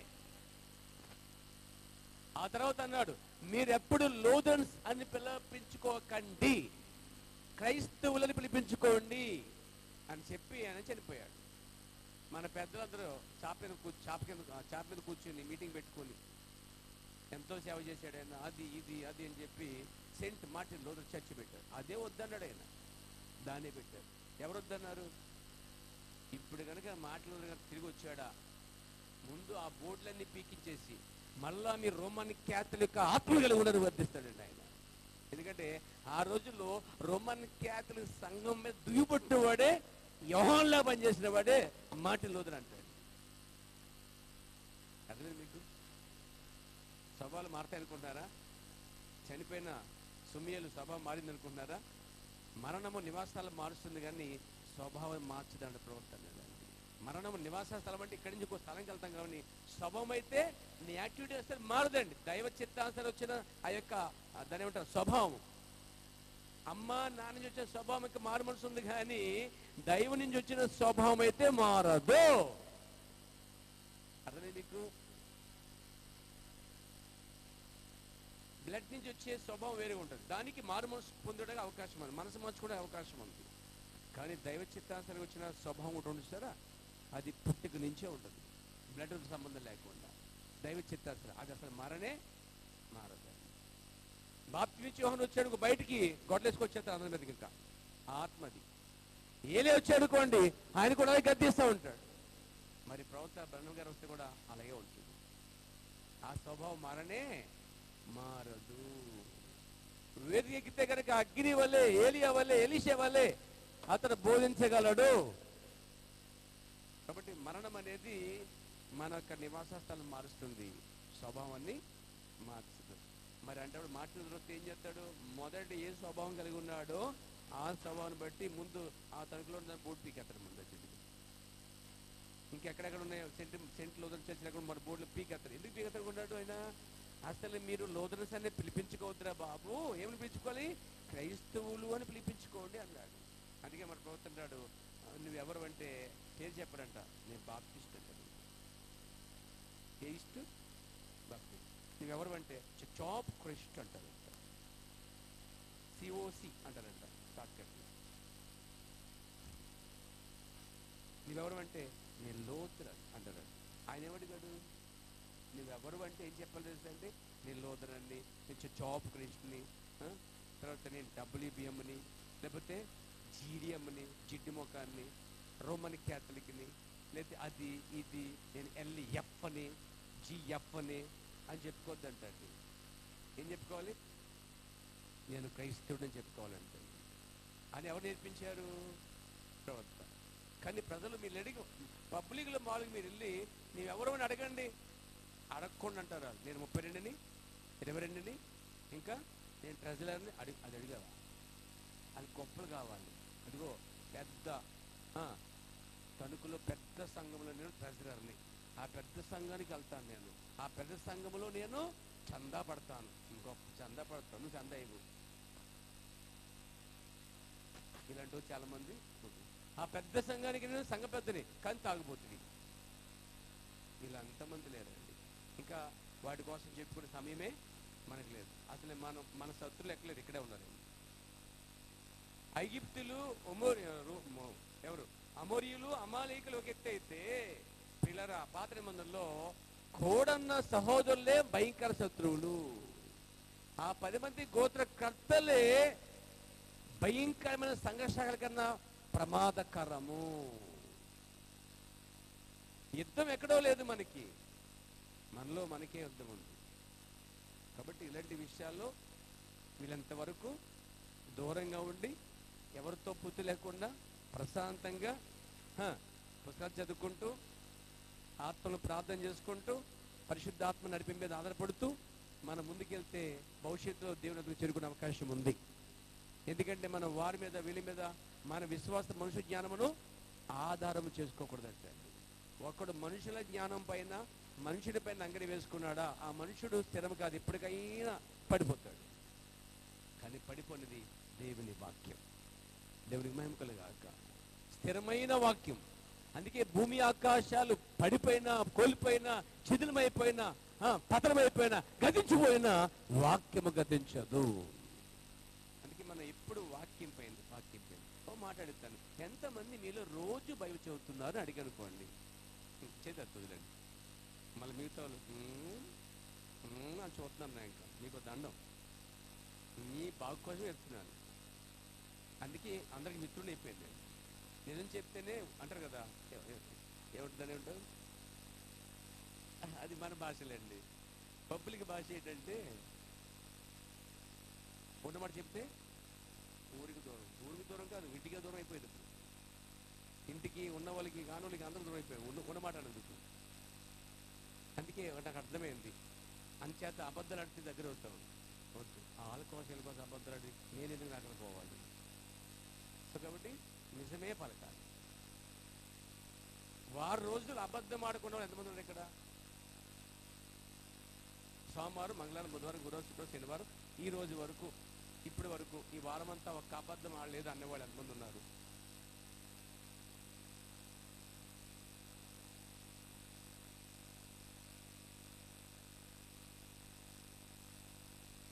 అవుతున్నారంటే నవ్వు నాకు ఏదో సేట్ అంటారు కదా.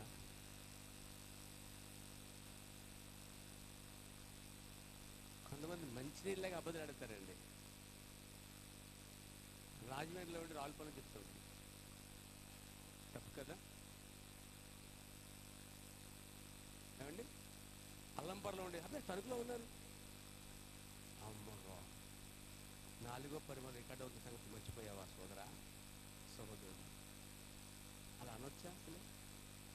ఒకవేళ నువ్వు అలాగే అన్నావు, ఇన్ కేసు బండో కారో మొత్తం ఆగిపోయింది, లేకపోతే నీ కాలు ఇరిగింది అనకూడదు అంటున్నారు. సమాచారం ఇప్పుడు ఏమవుతుంది? నువ్వు ఫోన్లో ఏం చెప్పావు?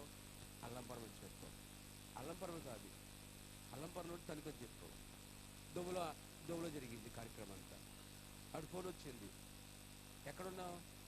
ఇప్పుడే కదా తణుకొని చెప్పు.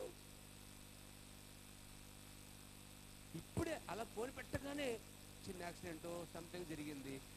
అప్పుడు అది ఎవరికో ఎవరికి అలా చుట్టుకుని తిరుగుతాడో వస్తుందా రాదా? నీకొక్కడికే మరి అనుకున్నావా? అది నీ ఒక్కడికే అబద్ధం చెప్పినట్ట. కానీ ఇన్ కేస్ ఏదైనా జరిగింది అనుకోండి, ఆ సమాచారం వెంటనే వెళ్ళిపోద్దా? అప్పుడు నీకున్న వాల్యూ, నీకున్న విలువ తప్పని పడిపోద్ది అన్నమాట. ఒక్క అబద్ధముతోనే కదా ఇదంతా వచ్చిన సంగతి తెలుసా మీకు? 99% నేను చెప్పినా ఒక్కడు మెల్లగా వచ్చి అబద్ధం చెప్పాడటండి. నా అంశం తీసుకుంటుంది కానీ జస్ట్ టచ్ చేసి మాత్రము వచ్చేవారికి నేను తీసుకుంటాను. దాన్ని దేవునికి మహిమ కలుగునుగాక. ఒక అబద్ధం అనగా ఏమిటి? సత్యమును తారుమారు చేయుట అన్నాడండి. అరే, ఒక అబద్ధం ఆడినందుకే ప్రవర్తని దేవుడు గద్దించాడు తెలుస్తాను మీకు ఆ విషయం. మరి ఇందులో మనము పొద్దున్న సాయంకాలం దాకా కొంతమంది ఎక్కువ విచిత్రం ఏంటంటే అడగకుండా అబద్ధం ఆడతారండి. అదే కారణం ఏంటో అడగలేదు. అయ్యి బాబు, అబద్ధాలు తప్పించుకోవడం ప్రయత్నం చేయకుండా డైరెక్ట్గా దాంట్లో పట్టము ఇదొక వింత అండి.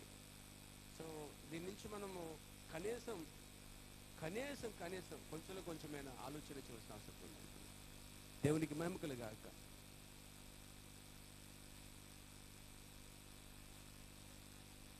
నీవు పరములోకి ఎలా వెళ్తావు? అబద్ధం. నీవెంత మంచివాడువైనను నిన్ను లెక్క చేయును. నీవు ఒక పాపివి. ఒక చిన్న అబద్ధం ఆడటం వలన డానియేలు క్యూరీ నిలబడ్డాడు అక్కడ. తర్వాత చెప్పిన పాఠంలో డానియేలు క్యూరీ అబద్ధం ఆడి అక్కడికి వెళ్ళాడు. కానీ అతను నిలబడి ఉన్నాడు కోర్టులో. ఒక అబద్ధమైన ప్రవక్త అక్కడ గద్దించబడ్డాడు. స్వస్థతలు ఆగిపోయాయి. వేషధారి అన్నాడు దేవుడు అతన్ని. కాబట్టి అబద్ధం ఆడటాన్ని తప్పించుకోవడం ప్రయత్నం చేయండి. అడగకుండా అబద్ధాలు చెప్పడం, సంబంధం లేకపోయినా మాట్లాడటం, ఇష్టాన్ని మాటలో దోషం ఉండక తప్పదు. ఎంత మౌనంగా ఉంటే అంత మంచిది. ఎక్కువ లవలలా వాగటం వల్ల కూడా, విస్తారమైన మాటల వల్ల కూడా దెబ్బతినే అవకాశాలు ఉన్నాయి. నా ప్రియమైన సోదరులు వింటున్నారా? దేవునికి స్తోత్రం కలుగాక. కాబట్టి ఒక అబద్ధమే కదా అక్కడ ఏం చేసిందంటే, ఒక్క అబద్ధమే మొత్తం పాడు చేసిందండి. ఒక అబద్ధమే మొత్తం నాశనం చేసిందండి. వారి మీద వీళ్ళ మీద అబద్ధాలు చెప్పుకుంటాం, వీళ్ళ మీద ఆమె అబద్ధం చెప్పుకుంటాం, వీళ్ళ మీద ఆమె చెప్పుకుంటాం వల్ల నువ్వు బాగుండాలని కోరుకుంటున్నావు, ఇంకోటి నాశనం చేస్తున్నావు. నీ బాగు కొరకు అబద్ధాలు ఆడుతున్నావు, నీ మంచితనం కోసం ఇంకొకటి చెడ్డగా చేస్తున్నావు. కానీ క్రీస్తు అలా లేదు. క్రీస్తు నీ మంచితనం కోసం ఆయన అబద్ధుడే పిలువబడ్డాడు, కానీ అబద్ధుడు కాదు. కాబట్టి నా ప్రియమిస్తున్నారా, ఖచ్చితంగా దీని నుంచి పెట్టేవాళ్ళు. ఈ అబద్ధం అనేది దెయ్యం నుంచి వచ్చిందంటే, అబద్ధాన్ని పాపాన్ని దేవుడు సృష్టించలేదట, చీకటి కూడా దేవుడు సృష్టించలేదు. ఇవి నిజాన్ని వంకర చేయడం వల్ల పుట్టుకొచ్చాడు. సంకర జాతి అనేది అబద్ధం అనేది. సత్యాన్ని చెబుతూ అందులో కొంత కలిపి చెప్పడమే అబద్ధం అండి. ఈరోజు ఎంతమంది లేదు, ఎవరితో మాట్లాడతామంటే డాడీతో మాట్లాడుతుంది, మమ్మీతో మాట్లాడుతుంది, ఎవరితో కాలేజీ సార్తో మాట్లాడుతున్నారు, కానీ మాట్లాడేది వేరే. ఎంతమంది అండి పేర్లు మార్చి పెడతారు ఫోన్లో. ఎన్ని అబద్ధాలు కావా, అన్ని సత్యాలా? ఎంతమంది రాంగ్ రిలేషన్షిప్ కలుగుంటారు, ఎంతమంది రహస్యంగా కలుసుకుంటుంటారు, ఎంతమంది రహస్యంగా వేరొకరితో మాట్లాడుతూ ఉంటారు. ఓపెన్గా రియల్గా నువ్వు చేసేది తప్పు కానప్పుడు ఓపెన్గా మాట్లాడుకోవచ్చు. అని తప్పు కాబట్టే దొంగచాటు జరుగుతున్న కార్యాలు. లీగల్ ఇన్లీగల్ దేవుడు లీగల్ యాక్సెప్ట్ చేస్తున్నాడు, ఇల్లీగల్ దేవుడు యాక్సెప్ట్ చేయట్లేదు.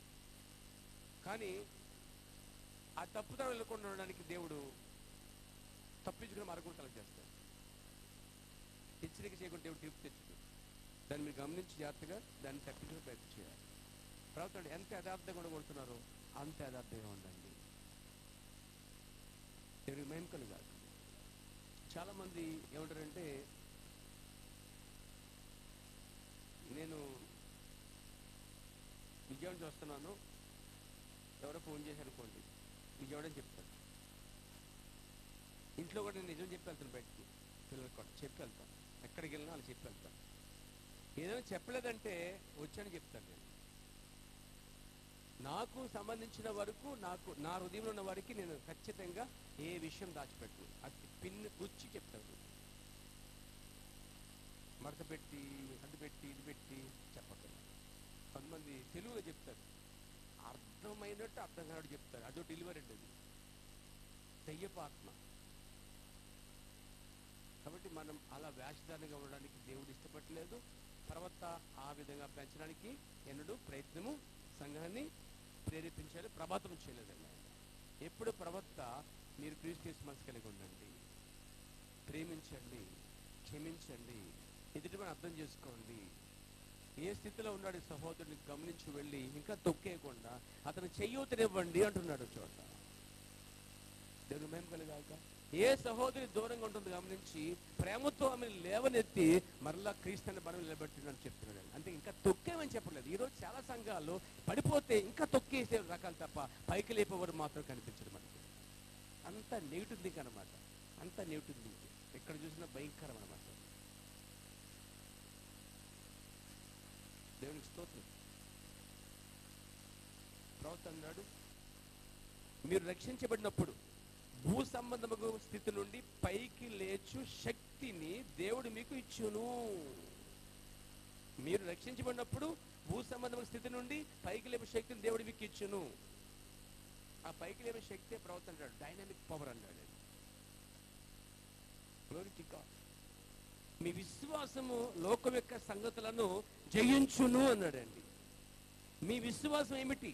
దేవుడు మీలో జరిగించిన ఆ క్రియ యందు మీకున్న విశ్వాసమే మిమ్మును ఒక దేవుని కుమారునిగా చేయును. మీరు మీ అబద్ధం ఆడుట మానివేయుదురు. మీరు మీ దొంగతనం చేయట మానివేయుదురు. మీరు మీ పొగతాగుట, ఆ చుట్టా సిగరెట్ బిడిచి తాగటం అనేది మానివేయుదురు. ఎందుకనగా మీ విశ్వాసం వాటన్నిటికంటే పైకి మిమ్మను లేవనెత్తును. అలాగూ లేని ఎడల మీ విశ్వాసము, మీకు విశ్వాసం లేనట్టే అన్నాడండి. ఈరోజు చాలా మంది చర్చకు వస్తూ తాగుతున్నారు, చర్చకు వస్తూ చెడుకడుతున్నారు, చర్చకు వస్తూ సినిమా చూస్తారు, చర్చకు వస్తూ ఇంకా అక్కడక్కడ తిరుగుతున్నారంటే అర్థం ఏంటంటే అసలే వారికి అసలు రక్షించబడనే లేదు. బాప్తిసాలు పొందారు, ప్రవేశం తీసుకున్నారు, స్వస్థతలు పొందారు, ప్రసంగాలు విన్నారు, పరిచర్య చేశారు, కానీ దేవుని దృష్టిలో వారు రక్షించబడలేదు అన్నాడు ప్రవక్త గారు. మళ్ళీ చెబుతున్నాను కోడ్, మీరు రక్షించబడినప్పుడు భూ సంబంధ స్థితి నుండి పైకి లేపు శక్తి దేవుడు మీకు ఇచ్చును. విశ్వాసము లోకము యొక్క సంగతులను జయించును. మీ విశ్వాసం ఏమిటి? దేవుడి మీలో జరిగించిన ఆ క్రియ, మీకున్న విశ్వాసమే మిమ్మల్ని ఒక దేవుని కుమారునిగా చేస్తుంది. అప్పుడు మీరు అబద్ధం మాట అనేది ఆపేస్తారంటే అర్థమైంది మీకు? ఎప్పుడు అబద్ధం ఆపేస్తాడు ఒక మనిషి? ఎప్పుడు సిగరెట్లు ఆపేస్తాడు మనిషి? ఎప్పుడు ఆ కైను ఆ యొక్క తంబాకు ఆపేస్తాడు? ఎప్పుడు ఆ చుట్టా బిడి సిగరెట్ నిలిపేస్తాడు? ఎప్పుడు ఆ విచారం ఆపేస్తాడు? ఎప్పుడు అబద్ధాలు ఆపేస్తారు? ఎప్పుడు మోసం చేయడం ఆపేస్తారు? ఎప్పుడు ద్వేషించడం ఆపేస్తారు? అంటే పైనుంచి వచ్చిన ఆ శక్తి మిమ్మల్ని పైకి లేపినప్పుడు, దేవుని కుమారులుగా మీరు మారినప్పుడు అబద్ధాన్ని అది ఆపేస్తుందంట, దొంగతనం అది ఆపేస్తుందంట, త్రాగుడు ఆపేస్తుందంట, ఇవన్నీ కూడా నిలిపేస్తుందంట. అలా కాకపోతే, నీ జీవితంలో జరగకపోతే మీకు విశ్వాసం ఏంటట్లే అన్నాడు. విశ్వాసం అంటే ప్రభుని నమ్మటం, నేను నమ్ముతున్న ప్రభు నమ్ముకున్నాను, నేను ఈశ్వర దేవుడు అనేది కూడా విశ్వాసమే. అదిగా చెప్పేది ఇక్కడ దేవుడు మహిమకులు కాదు. స్వస్థత నమ్ముతున్నాను, స్వస్థత పైన విశ్వాసం, అది కూడా కాదు ఇక్కడ చెప్పేది. అది స్వస్థత కోసం విశ్వాసం. కానీ నీ విశ్వాసము నేను చెప్పిన ఈ అబద్ధము నుండి, ఈ పాపము నుండి, ఈ భయంకర మోసము నుండి అది నిన్ను వేరు చేయవలసిన అవసరం ఉన్నది. అది నువ్వు కలిసి జర్నీ చేయాల్సి ఉన్నది. అబద్ధాలు ఆడటం ఈ చివరి దినాల్లో దాని నుంచి సాధ్యమైనంత వరకు 100 వేగముగా 100 స్పీడ్లో ఒక లారీ, అది కూడా లోడున్న లారీ, కొన్ని టన్నులు గల లారీ స్పీడ్గా వస్తుంటే ఒక మనిషి ఎలా తప్పించుకుంటారో అలా తప్పించుకోకపోతే, ప్రయత్నించకపోతే, అబద్ధాలు అడగకుండా అడగటం, చెప్పడం అలవాటైపోవటం, మంచినీళ్ళకి వాడేయటం, ప్రతిదానికి అబద్ధాన్ని అనుమతించడం, అది ఏమీ కాదులే, ఏమీ చేయదనుకుంటున్నావు, అది చాలా భయంకరమైన పరిస్థితికి వస్తుంది. అలాగే నిజం చెప్తే ఈయన మంచి అనుకుంటాను వేణను, నిజం జరిగితే ఖచ్చితంగా విరోధం ఏర్పడుతుంది. అటు అబద్ధం చెప్తేమో దేవునికి ఇష్టం లేదు, నిజం చెప్తేనేమో మనుషులకి ఇష్టం లేదు. నిజం చెప్తే అప్పుడే ఆ రోజే పగబెడతారు. నిశ్చయముగా నీవు నీ సహోదరుడిన పిలుపు భార్యను ఉంచుకున్నావు అని నిజం చెప్పాడు ఒక ఆయన. ఎవరు? ప్రసంగం చేసి వెళ్ళిపోవచ్చు కదా అన్నాడు ఒక ఆయన. ఏమన్నారట? ఈరోజు చాలా సంతోషంగా, చాలా ఆనందంగా ఉన్నారు, హ్యాపీ డే, నువ్వు వచ్చి డిస్టర్బ్ చేయకుండా నువ్వు వాళ్ళని దీవించు, వాళ్ళ పొగుడు, ఆ బాగా జంట బాగుందని చెప్పు అని చిన్న ప్రసంగం నీకు టైం ఇస్తామని చెప్తే గొడ్డలేసుకొచ్చాడు ఆయన. ఏమిసుకొచ్చాడు? ఆ ప్రసంగుడు సూటు పొడేస్తున్నాడు అక్కడికి. ఏమిసుకొచ్చాడు? గుండ్రమ్మలో వస్తుంది తెచ్చుకున్నాడట. ఓ టై లేదు, ఇసెట్ లేదు, బెల్ట్ లేదు, తల దువ్వుకోలేదు, చిరచిరగ్గా ఉంది, బ్రష్ కూడా చేశాడు లేదు అన్నాడు ప్రవక్త. ఏమండి? శుభ్రంగా లేడు. అలాంటి మనిషిని అడుగు మనిషి అంటారు కదా. అడుగు మనిషికి ఒకసారి అవకాశం వచ్చింది ప్రసంగం చేయమని. అప్పుడు నిలబడి అన్నాడు ఆయన, గొడ్డలెత్తి, చెట్టు ఎవరన గొడ్డలు నాటబడి ఉంది, సర్ప సంతానం అన్నాడు. బాబు ఎలా ఉండేటట్టు అందరూ యెహోవా దీవించగా అనాలి, దేవుడి దీవించగా అనాలి, బయటకు వచ్చి ఉన్నాడు, అందరినీ కలిపొట్టేసాడు. అప్పుడు సర్ప ఆ ప్రసంగం అయిన మీద నా అంశం ఈరోజు విడాకులు వివాహం అన్నాడంట. ఏం చెప్పాడు? ఏది బోధించకూడదు, ఎవరి దగ్గర చెప్పకూడదు, అది చెప్పాడు. మరి ఈయనేమనాలి? తెంగరుడా తెలివినుడా? దేవుని ఆత్మగలవాడు, మండుచున్నవాడు, ప్రజలు భయపడినవాడు, సత్యం చెప్పడం వెనకన్నవాడు నేరుగా వెళ్ళి హెరోదు భార్యతో కులుకుతుంటే అని మీరు భార్యతో కూర్చుంటుంటే ఆ భార్య కూడా ఆయన భార్య కాదు, ఇంకోటి భార్య తెచ్చుకుంటుంది. డైరెక్ట్గా వెళ్ళి హెరోదు గారండి మీ పక్క భార్య నడిపించేయండి అన్నదంటే ఆయన ఏమన్నాడు, హెరోదు నీ సహోదరుడు పిలుపు భార్యను ఉంచుకుంటా నీకు తగదు. ఈయన ఒక్కడే అన్నమాట. అందరూ మాత్రం వీళ్ళు జంట బాగుందండి, చిలక ఏమంటారు గోలింకలా ఉన్నారండి, డెంకలా లేరాలా అట్లా పొగట్టం మళ్ళా అడ్డమైనటువంటి అక్రమ సంబంధాలని పోడే లోకంలో మనం జీవిస్తున్నామండి, వాక్యక్రమం లేకుండా. కాబట్టి గట్టేటికి వచ్చి ఖండించాడటండి అంతే. ఎవరు కోపం వచ్చింది ముందు మాట్లాడండి. ఈ రోజుకి రాలే, ఎవరికి వచ్చింది ఆవిడకి వచ్చింది కోపం. ఈ రోజు కోపం వచ్చేసింది. ఇంకోసారి స్టెప్ మార్చిందన్నమాట.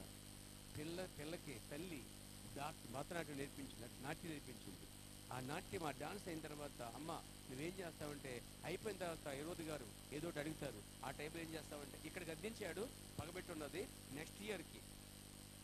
మళ్ళా కోరిక ఏంటంటే ఈసారి ప్రసంగంలో లేడైనా జైల్లో ఉన్నాడు, చెరసాల వేశారు ఆయన్ని ఒక్క నిజం చెప్పినందుకు, డైరెక్ట్గా హెరోదు భార్యను ఖండించినందుకు. చెరసాల్లో ఉన్న వ్యవహారం తల కావాలని చిన్నపిల్లలు అడిగినట్టు తల్లి ప్రేరేపించింది. ప్రతి మగవాడు విజయం వెనుక ఒక ఆడదోడు అంటారు. మరి ఈ ఆడది ఏంటో మనకు అర్థమవుతుంది. తల అడిగింది. హెరోదు గారి విజయం వెనకాల ఒక మూర్ఖురాలు ఉంటుంది. అంటే ప్రవర్తనాడు ప్రపంచంలో ఏ గొడవ జరిగినా రెండు కండలు ఉంటాయండి, గుర్తుపెట్టుకోండి. ప్రపంచంలో ఏ మూలన, తణుకు ఏ మూలైనా, ఇండియాలో ఏ మూలైనా, ఆంధ్రలో ఏ మూలైనా, సంఘంలో ఏ మూలైనా, సంస్థలు ఏ మూలైనా, ప్రపంచంలో రాజకీయాలైనా, ఫిల్మ్ ఇండస్ట్రీ అయినా, మొత్తం టోటల్ అన్ని రంగాలు ఆల్ స్పోర్ట్స్ ఫీల్డ్స్ ఎక్కడ జరిగిన గొడవకి రెండు కారణాలు. ఒకటి ముందు స్త్రీ, రెండోది ధనం. గుర్తుపెట్టుకోండి, ఏమంటే ప్రవర్తన. అందుకే స్త్రీకి ధనానికి చాలా దూరంగా ఉండడం మంచిది. దేవునికి మహిమ కలిగాక, దేవునికి స్తోత్రం కలిగాక, దేవునికి మహిమ కలిగాక. కాబట్టి నా ప్రియ సోదరులారా, ఈ ధనం అనేది, స్త్రీ అనేది, ప్రఖ్యాత అనేది ప్రతి వారిని తాకిద్ది అంటాడు ప్రవక్త. దాని నుంచి తప్పించు ప్రభు అని ప్రతి వ్యక్తి ప్లాన్ చేసుకోవాలండి. కాబట్టి చివరి దినాలు ఉన్న మనము ఎంత యథార్థంగా ఉండబోతున్నాడో అంత యథార్థంగా ఉండండి. నాలుక నుంచి ఎంత నిజం చెప్పాలనుకున్నా అంత నిజం చెప్పండి. అబద్ధాలు ఆడకండి, నిజం నిలబడండి. దేవుడిని దీవించి ఆశీర్వదించుగాక. లేచిన థ్యాంక్ యూ జీసస్.